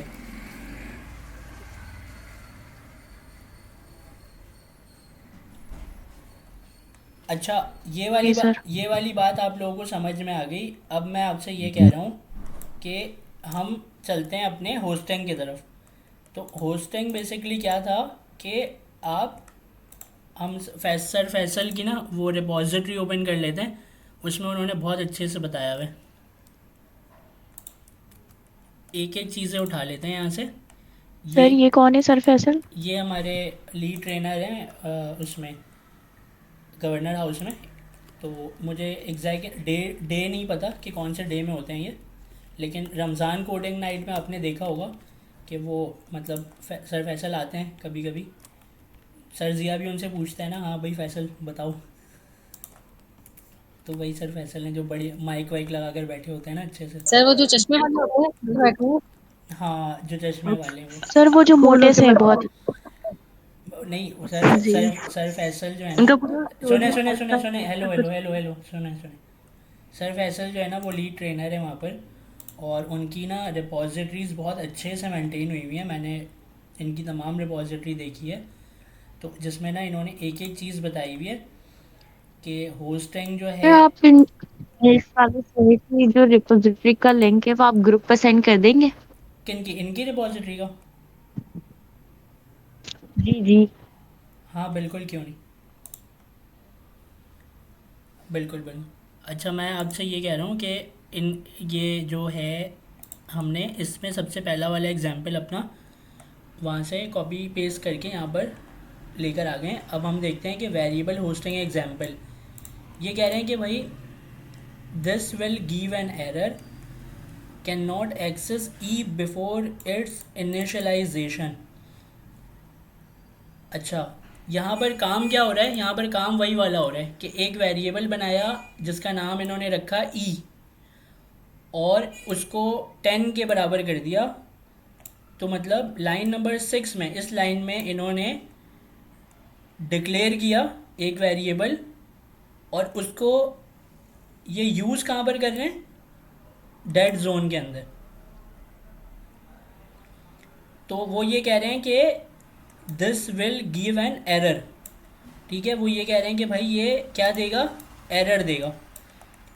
और नीचे एग्जाम्पल के लिए उन्होंने दोबारा कंसोल डॉट लॉग कराया और नीचे लिख कर दे रहे हैं this will print your answer 10। तो दोनों एग्जाम्पल उन्होंने दिखा दी। हम नीचे वाले को हटा देते हैं, ऊपर वाले को कंसोल डॉट लॉग कराते हैं और टर्मिनल में एरर को देखते हैं कि एरर क्या आ रहा है। तो एरर यहाँ पर एरर आ रहा है ये कि reference error can not access e before initialization. इन्होंने यही लिख कर दिया हुआ है हमें, can not access e before initialization. तो ये एरर आ रहा है। और एरर क्यों आ रहा है, क्योंकि ये डेड जोन के अंदर है। आपको ये पहली एग्जाम्पल समझ में आई सर फैसल की? सर जी सर, बहुत जी अच्छे सर। से। अच्छा, अब सर इनके गिटहब अकाउंट की जो लिंक है वो शेयर कर दीजिएगा लाजमी। किसको चाहिए इनकी गिटहब की लिंक? अभी किसने बोला? सर मुझे सर मुझे भी चाहिए। नहीं सर रुकिया सर मैं एफ खान के नाम से है। मैं ये कह रहा हूँ कि सर फैसल जो है ना, उनकी रिपॉजिटरी मैं शेयर कर रहा हूँ ग्रुप में।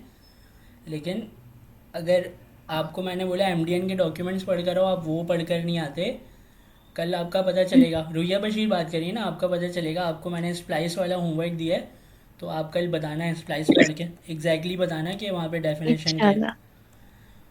इंशाल्लाह सर, जरूर कोशिश करूँगी। रिपॉजिटरी में शेयर करूँगा और रिपॉजिटरी में अभी क्लास के बाद फ़ौरन कर देता हूँ। जिसको पढ़ना हो पढ़ लीजिएगा, बहुत अच्छे से लिखा हुआ है इन्होंने। और सिर्फ ये नहीं, होस्टिंग नहीं, इन्होंने ब्लॉक, आप ये देखेंगे ना ब्लॉक, ये बहुत अच्छे से लिखा हुआ है। मैथ इन्होंने समझाया, इफ एल्स नेस्टेड। तो ये मतलब एक बहुत ज़बरदस्त इन्होंने कैटेगराइज करके इन्होंने रखा हुआ है और इससे पढ़ना जो है ना वो बहुत आसान है।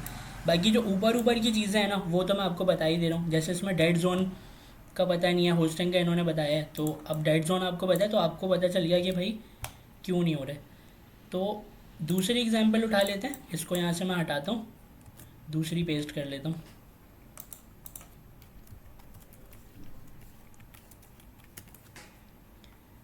तो अभी क्या है कि ये कह रहे हैं कि भाई एक वेरिएबल बनाया, ये भी वही है सिंपल, कॉन्स्ट से एक, अच्छा पहला वाला लेट से बनाया था, हाँ ठीक है। तो मैं आपको ये डिफरेंस दिखाना चाह रहा था होस्टिंग का। तो यहाँ पर क्या है कि जब आप कॉन्स्ट से या लेट से कोई वेरिएबल आप डिक्लेयर करते हैं तो उसके ऊपर ये होस्टिंग वाला जो डेड जोन वाला जो ये है कॉन्सेप्ट वो अप्लाई होता है।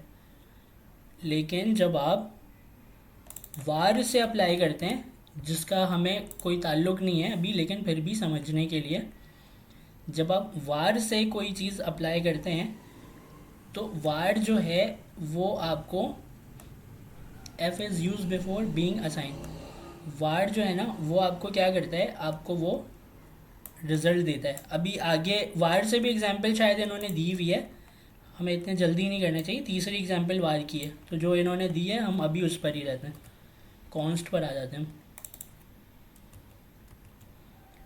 तो हमने ये देखा कि भाई लेट से या कॉन्स्ट से जो भी आप वेरिएबल डिक्लेयर करते हैं उसके ऊपर डेड जोन अप्लाई होता है, और डेड जोन के अंदर ये वाला कंसोल डॉट लॉग आ रहा है, इसलिए ये एरर देगा can not access f before initialization, और जो बाद वाला कंसोल डॉट लॉग है वो प्रिंट हो जाएगा। तो मुझे ये बताएं कि अगर मैं बाद वाले कंसोल डॉट लॉग को हटा दूं और पहले वाला कंसोल डॉट लॉग जो है उसको मैं प्रिंट कराऊं, तो ये मुझे कौन सा एरर देगा?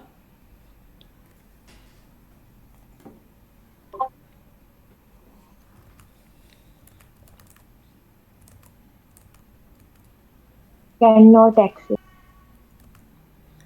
कैन नॉट एक्सेस का एरर देगा। लेकिन इसका जो एरर है ना वो बेसिकली है रेफरेंस एरर। यहाँ पर कैन नॉट एक्सेस बोलते हैं, रेफरेंस बोलते हैं, बात समझ में आनी चाहिए। यहाँ पर ये क्या कह रहा है, रेफरेंस एरर दे रहा है, और रेफरेंस एरर के अंदर ये एक्सप्लेन कर रहा है can not access f before initialization. ये एक टाइप का रेफरेंस एरर है। और रेफरेंस एरर क्यों आया? क्योंकि वो डेड जोन के अंदर है। लेकिन अगर आप इसको नीचे यूज़ कर लें कंसोल डॉट लॉग को, तो ये वाला जो console डॉट लॉग है वो डेड जोन के अंदर नहीं है, जिसकी वजह से ये प्रिंट हो जाएगा और हमें टर्मिनल में 10 मिल जाएगा।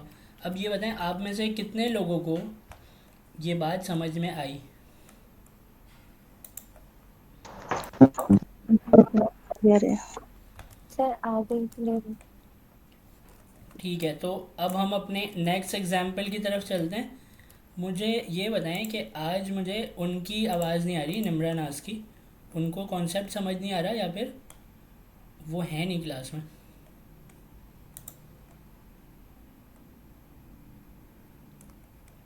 अच्छा, वो है नहीं, तो ठीक है, आप सबको तो समझ में आ रही है ना चीज़ें सारी? जी सर। अच्छा, अब क्या है यहाँ पर, वार हम यहाँ से उठा लेते हैं और वार को हम अपने टाइप स्क्रिप्ट की फाइल में ले आते हैं। तो ये यहाँ से कह रहा है कि वार जो है, जब आप कोई वेरिएबल वार से डिफाइन करते हैं, मतलब डिक्लेयर करते हैं, वार के कीवर्ड से जब आप कोई वेरिएबल डिक्लेयर करते हैं तो उसके ऊपर डेड जोन अप्लाई नहीं होता। डेड जोन में क्या आता है? Reference error. लेकिन यहाँ पर क्या हो रहा है कि console डॉट लॉग एक्स जो है ना, आप इस एरर को मत देखें, ये टाइप स्क्रिप्ट एरर दे रहा है। अगर मैं इसकी जावा स्क्रिप्ट की फ़ाइल में चलूँ, ये जावा स्क्रिप्ट की फ़ाइल है इसकी, तो आपको यहाँ पर कोई एरर नहीं मिलेगा। ठीक है, टाइप स्क्रिप्ट देता है हमें एरर, जावा स्क्रिप्ट हमें एरर नहीं दे रहा है। आपको यहाँ एक्स के नीचे कोई एरर नज़र नहीं आ रहा है। ठीक है, हम आ जाते हैं टाइप स्क्रिप्ट की फ़ाइल में।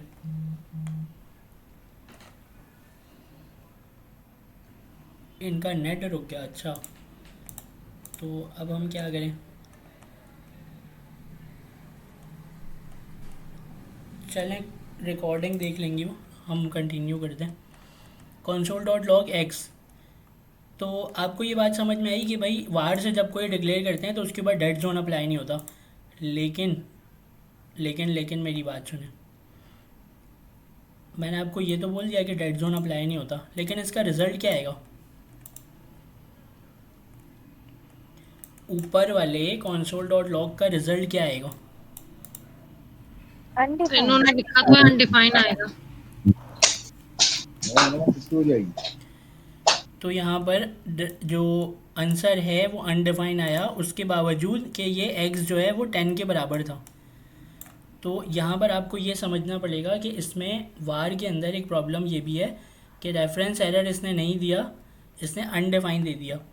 गलती से अगर आपने अपने वेरिएबल से पहले आपने वेरिएबल के अंदर लिखा एक बहुत लंबा चौड़ा मैसेज स्ट्रिंग की वैल्यू में, और उसके बाद गलती से आपने उसको यूज़ कर लिया ऊपर डेड जोन के अंदर, मतलब इसके ऊपर यूज़ कर लिया, तो क्या होगा कि वो अनडिफाइन आपको देगा आउटपुट में, और आपकी जो चीज़ इसके अंदर आपने लिखी है वो उसको देगा ही नहीं।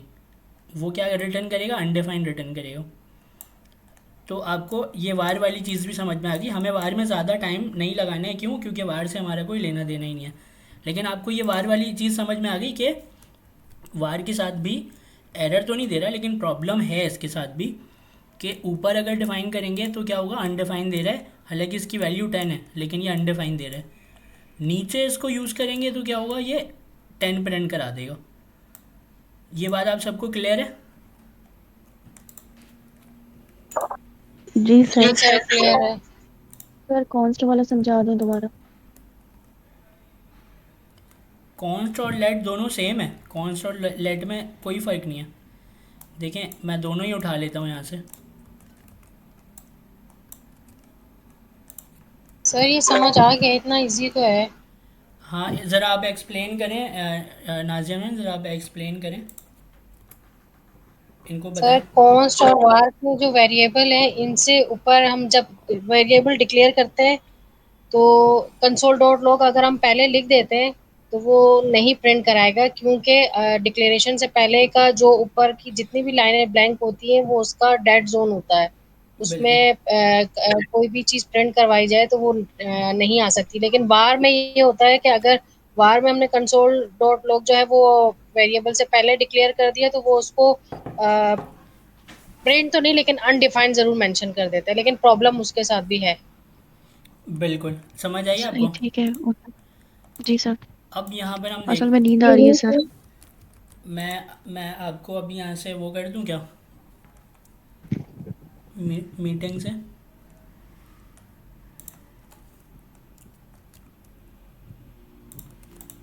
यहाँ पर क्या है,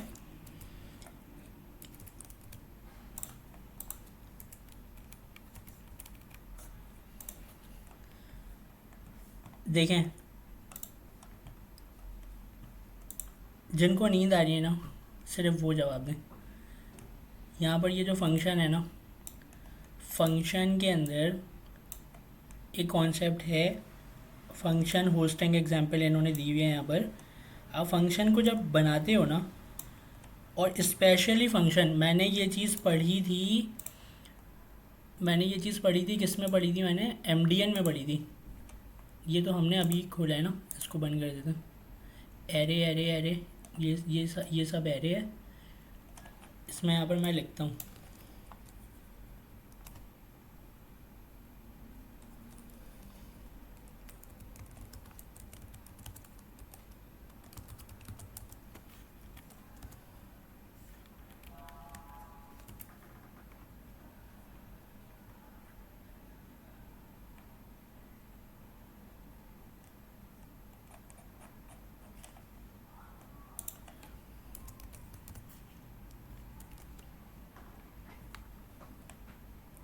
hosting in Java script, I think यही है, जावा स्क्रिप्ट होस्टिंग। हाँ, मैंने इसमें ये पढ़ा था कि यहाँ पर ये कह रहे हैं कि but this only includes function, async function और वार। सिर्फ ये जो है वो क्या होता है कि डेड जोन से बचे होते हैं, मतलब बाकी सब जो हैं वो डेड जोन जो है वो उनके ऊपर अप्लाई हो जाता है। अब देखें, वार का तो आपको पता चल गया कि ये पूरी तरीके से नहीं बचा होता, अनडिफाइन आ रहा होता है इसमें। यहाँ पर जो है ना कॉन्सेप्ट, वो सिर्फ फंक्शन के ऊपर अप्लाई नहीं हो रहा है।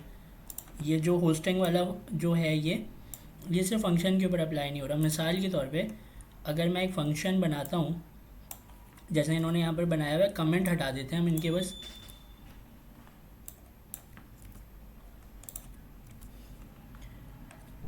और यहाँ पर मैंने फंक्शन का कीवर्ड लगाया, माय फंक्शन बनाया, और फंक्शन के कर्ली ब्रेसेस के अंदर मैंने लिख दिया console.log में हेलो। तो यहाँ पर मैंने बनाया फंक्शन, ठीक है। और फंक्शन को कॉल कहाँ पर कराया, ऊपर। मतलब मैं फंक्शन को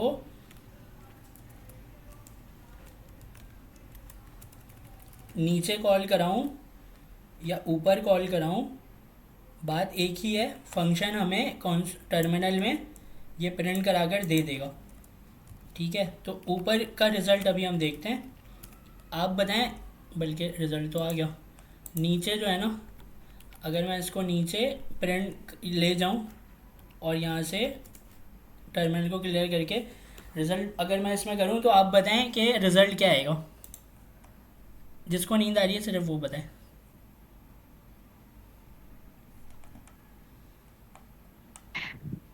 क्या सर? सर फंक्शन दोबारा बताएं। फंक्शन जो है माय फंक्शन का जो यहाँ पर मैंने इसको कॉल कराया है, तो इसका रिज़ल्ट क्या आएगा टर्मिनल में।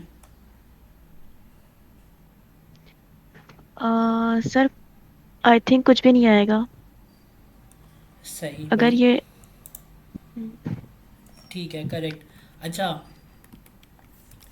मेरी बात सुने। अभी क्या है ना कि यहाँ पर हमने होस्टिंग का कॉन्सेप्ट आप सबको समझ में आ गया, ठीक है। इसको ऊपर कॉल कराओ फंक्शन को, या नीचे कॉल कराओ, क्या होता है कि वो उसका रिज़ल्ट आ जाता है। आप सबको ये बात क्लियर है ना? सर हेलो आप सबको जी सर, क्लियर। जी जी, फंक्शन हमारे जो है ना वो ग्लोबल स्पेस होते हैं, हम उन्हें कहीं भी एक्सेस कर सकते हैं। एग्जैक्टली आप फंक्शन को कॉल कर सकते हैं। अगर आसान लफ्ज़ों में कहें तो आप फंक्शन को बाद में बनाएं, पहले कॉल कर लें, तो उसका कोई डेड जोन अप्लाई नहीं होता। वह आप उसको क्या पहले भी कॉल कर सकते हैं, ठीक है। तो अक्सर क्या होगा कि आपने फंक्शन बनाया बाद में और इसके अंदर लिख दिया यहाँ पर कि welcome to type script.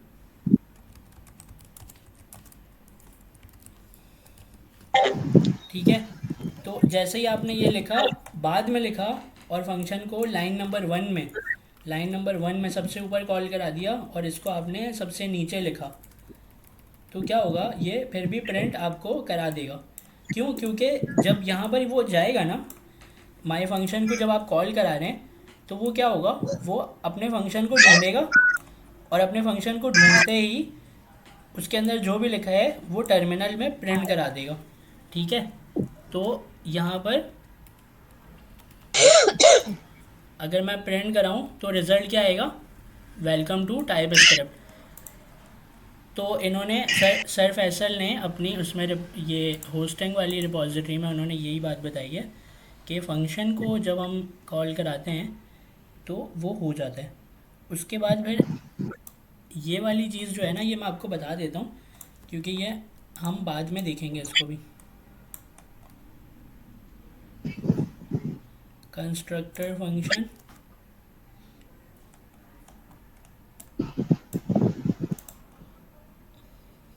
Constructor function और वेरिएबल के अंदर असाइन करना। देखिए मेरी बात सुने, ये दो चीज़ें जो है ना, ये दो चीज़ें अभी क्योंकि हमने कंस्ट्रक्टर फंक्शन पढ़ा नहीं है तो आपको ना इसका सिंटैक्स थोड़ा सा परेशान करेगा कि भाई ये न्यू लिख रहे हैं हम और यहाँ पर ये इस तरीके से किस तरीके से हो रहा है, तो अभी हम इसको नहीं पढ़ते हैं। ठीक है, कंस्ट्रक्टर फंक्शन को अभी हम नहीं देखते हैं इस एग्जाम्पल को। और बाकी जो दूसरी एग्जांपल है कि फ़ंक्शन को एक वेरिएबल के अंदर अगर करा दें, तो ये मैं आपको बता देता हूँ। हाँ, ये बताने वाली चीज़ है कि अगर हम फंक्शन को बनाते हैं और उसके डिक्लेरेशन से पहले कॉल कराते हैं तो क्या होता है, वो कॉल हो जाता है। लेकिन जब हम इस फंक्शन को किसी वेरिएबल के अंदर स्टोर कर लेते हैं और उसके बाद हम इसको कॉल कराते हैं उससे पहले, तो क्या होगा कि वो फंक्शन कॉल नहीं हो सकता। मिसाल के तौर पे अगर मैं यहाँ पर लिख दूँ ना कि ए को कॉल करा दूँ, अगर मैं console.log में,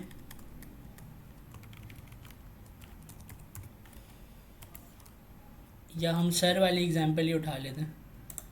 सर इसकी वजह तो लेट ही होगा ना, कि लेट से पहले के लिए ये डेड जोन है। एग्जैक्टली मैं यही आपको बताना चाह रहा था कि ना लेट की वजह से, लेट और कॉन्स्ट की वजह से, बस यही रीज़न है। लेट और कॉन्स्ट की वजह से ही डेड जोन बन रहे हैं इसके।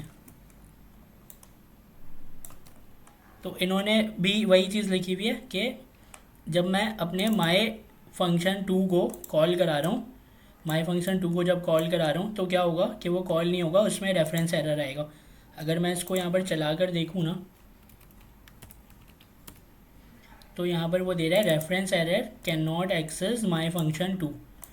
तो एक वेरिएबल इन्होंने बनाया लेट से माई फंक्शन 2 का, उसके अंदर एक पूरा फंक्शन बनाया और माई फंक्शन 2 को यहाँ पर क्या कर रहे हैं, वो कॉल करा रहे हैं। तो जैसे ही वो कॉल करा रहे हैं, क्योंकि ये वेरिएबल लेट से बना हुआ है, तो यहाँ पर उसने दे दिया रेफरेंस एरर, क्योंकि वेरिएबल से पहले जो भी होता है वो उसका डेड जोन हो जाता है। अगर मैं इसको वार यहाँ पर लिख दूँ तो यहाँ पर शायद इसको अनडिफाइन देना चाहिए। फाइन देगा सर। यहाँ पर ये कह रहा है function 2 is not a function, function 2 is not a function. ठीक है, तो मतलब ये एक अजीब सा मैसेज दे रहा है, लेकिन बात हमें ये समझ में आ गई कि भाई फंक्शन को अगर सिंपल डिक्लेयर करें, या फिर जैसा अभी नाज़िया इमरान ने बोला कि लेट या कॉन्स्ट को हम देखें जब भी, तो हमारे माइंड में ये चीज़ आ जानी चाहिए कि डेड जोन अप्लाई होगा। शॉर्ट में अगर मैं बताऊँ ना तो वो यही है कि जब भी हम देखें कि भाई लेट या कॉन्स्ट यहाँ पर अप्लाई हो, जैसे यहाँ पर लेट हमने लगा के वेरिएबल के अंदर फंक्शन को रख दिया, तो क्या हुआ कि लेट की वजह से डेड जोन बन गया। अगर मैं ये हटा दूँ पूरा और डायरेक्ट फंक्शन को लगा दूँ तो क्या होगा, फंक्शन को एक नाम भी देना पड़ता है, यही नाम दे देते हैं, तो फंक्शन क्या होगा, कॉल हो जाएगा। ये बात आप लोगों को समझ में आई कि सर फैसल क्या समझाना चाह रहे हैं? सर ये जो फंक्शन कॉल हो जाता है तो यही होस्टिंग कहलाता है। जी जी, होस्टिंग ऐसे ही कहते हैं। ये जो कॉन्सेप्ट है ना पूरा, यही होस्टिंग है कि फंक्शन को जब आप बनाते हो तो फंक्शन को उससे ऊपर कॉल करा सकते हैं, और जहाँ पर लेट या कॉन्स्ट आ जाए वहाँ पर डेड जोन अप्लाई होता है, और डेड जोन की वजह से आप उसको डिक्लेरेशन से पहले कॉल नहीं करा सकते, यूज़ नहीं कर सकते। ये सिंपल सी बात है। आप सबको ये बात समझ में आ गई? जी सर। जी सर। अच्छा, बाकी जो है वो यहाँ पर वो यही कह रहे हैं कि console डॉट लॉग इम्पोर्ट और इफ़ कंडीशन में ट्रू यहाँ पर दे रहे हैं। तो ये वाली एग्जांपल भी हम नहीं देखेंगे, क्योंकि सिंपली इम्पोर्ट जो है ना, आप बस वो वैसे ये याद रखने वाली चीज़ ये है कि जब भी हम इम्पोर्ट कराते हैं ना किसी चीज़ को, इम्पोर्ट इंक्वायरर फ्रॉम इंक्वायरर, क्या इम्पोर्ट इंक्वायरर फ्रॉम इंक्वायरर, तो जब भी इम्पोर्ट कराते हैं ना तो इम्पोर्ट के ऊपर भी डेड जोन अप्लाई होता है, इसीलिए उसको भी हमें ऊपर लिखना पड़ता है। अब आप सुनेंगे, आप वीडियोस में सुनेंगे या आप डॉक्यूमेंटेशन में पढ़ेंगे, तो वो हमेशा ये कहते हैं कि भाई इम्पोर्ट अगर करा रहे हो तो इम्पोर्ट को सब अपने प्रोग्राम की फ़ाइल के सबसे ऊपर लिख दो, ताकि उसका कोई डेड जोन ना बने और नीचे नीचे नीचे आप अपना काम कर लो। मतलब इम्पोर्ट के साथ भी यही है कि अगर मैं यहाँ पर वो करूँ, जैसे कि let a is equal to await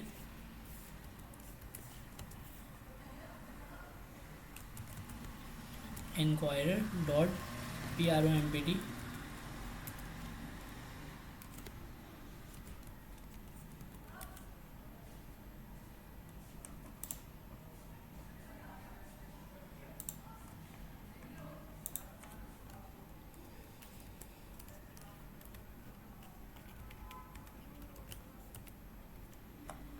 और इसके अंदर जो भी चीज़ें हम देंगे वो यहाँ पर एरर नहीं दे रहा है टाइप स्क्रिप्ट की फ़ाइल, लेकिन यहाँ पर इसको हम पढ़ लेते हैं कि भाई ये क्या क्या रहे हैं।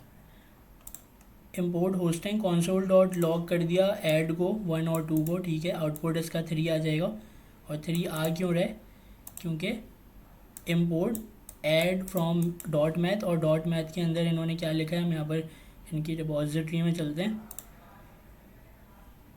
डॉट मैथ के अंदर इन्होंने बनाया है एक ऐड का फंक्शन, ठीक है, और ऐड के फंक्शन में 2 वेरिएबल हैं पैरामीटर में, और इनको 2 पैरामीटर उन्होंने वहाँ से पास करके प्लस करवा दिया, प्लस करा के रिटर्न करा दिया, ठीक है। ऐड का ये फंक्शन बनाया इन्होंने, और यहाँ पर ऐड के अंदर 2 पैरामीटर पास कर दिए तो वो प्लस होकर आ जाएगा, ठीक है। इसके मतलब ये हुआ कि ये कह रहे हैं कि भाई ये जो इम्पोर्ट है ना ये भी हो जाएगा। ये सिंपल ये कह रहे हैं, यहाँ पर पढ़ लेते हैं हम क्या कह रहे हैं कि this statement is hoisted to the top of the module.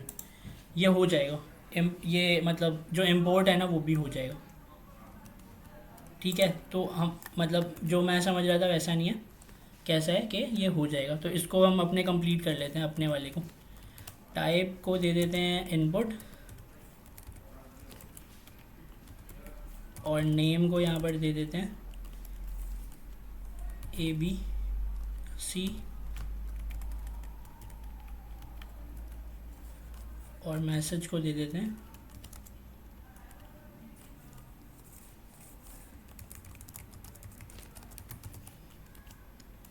What is your name, ठीक है। इसको ये हमारे पास क्वेश्चन आना चाहिए। इंपोर्ट नीचे कराया और सवाल ऊपर पूछा है।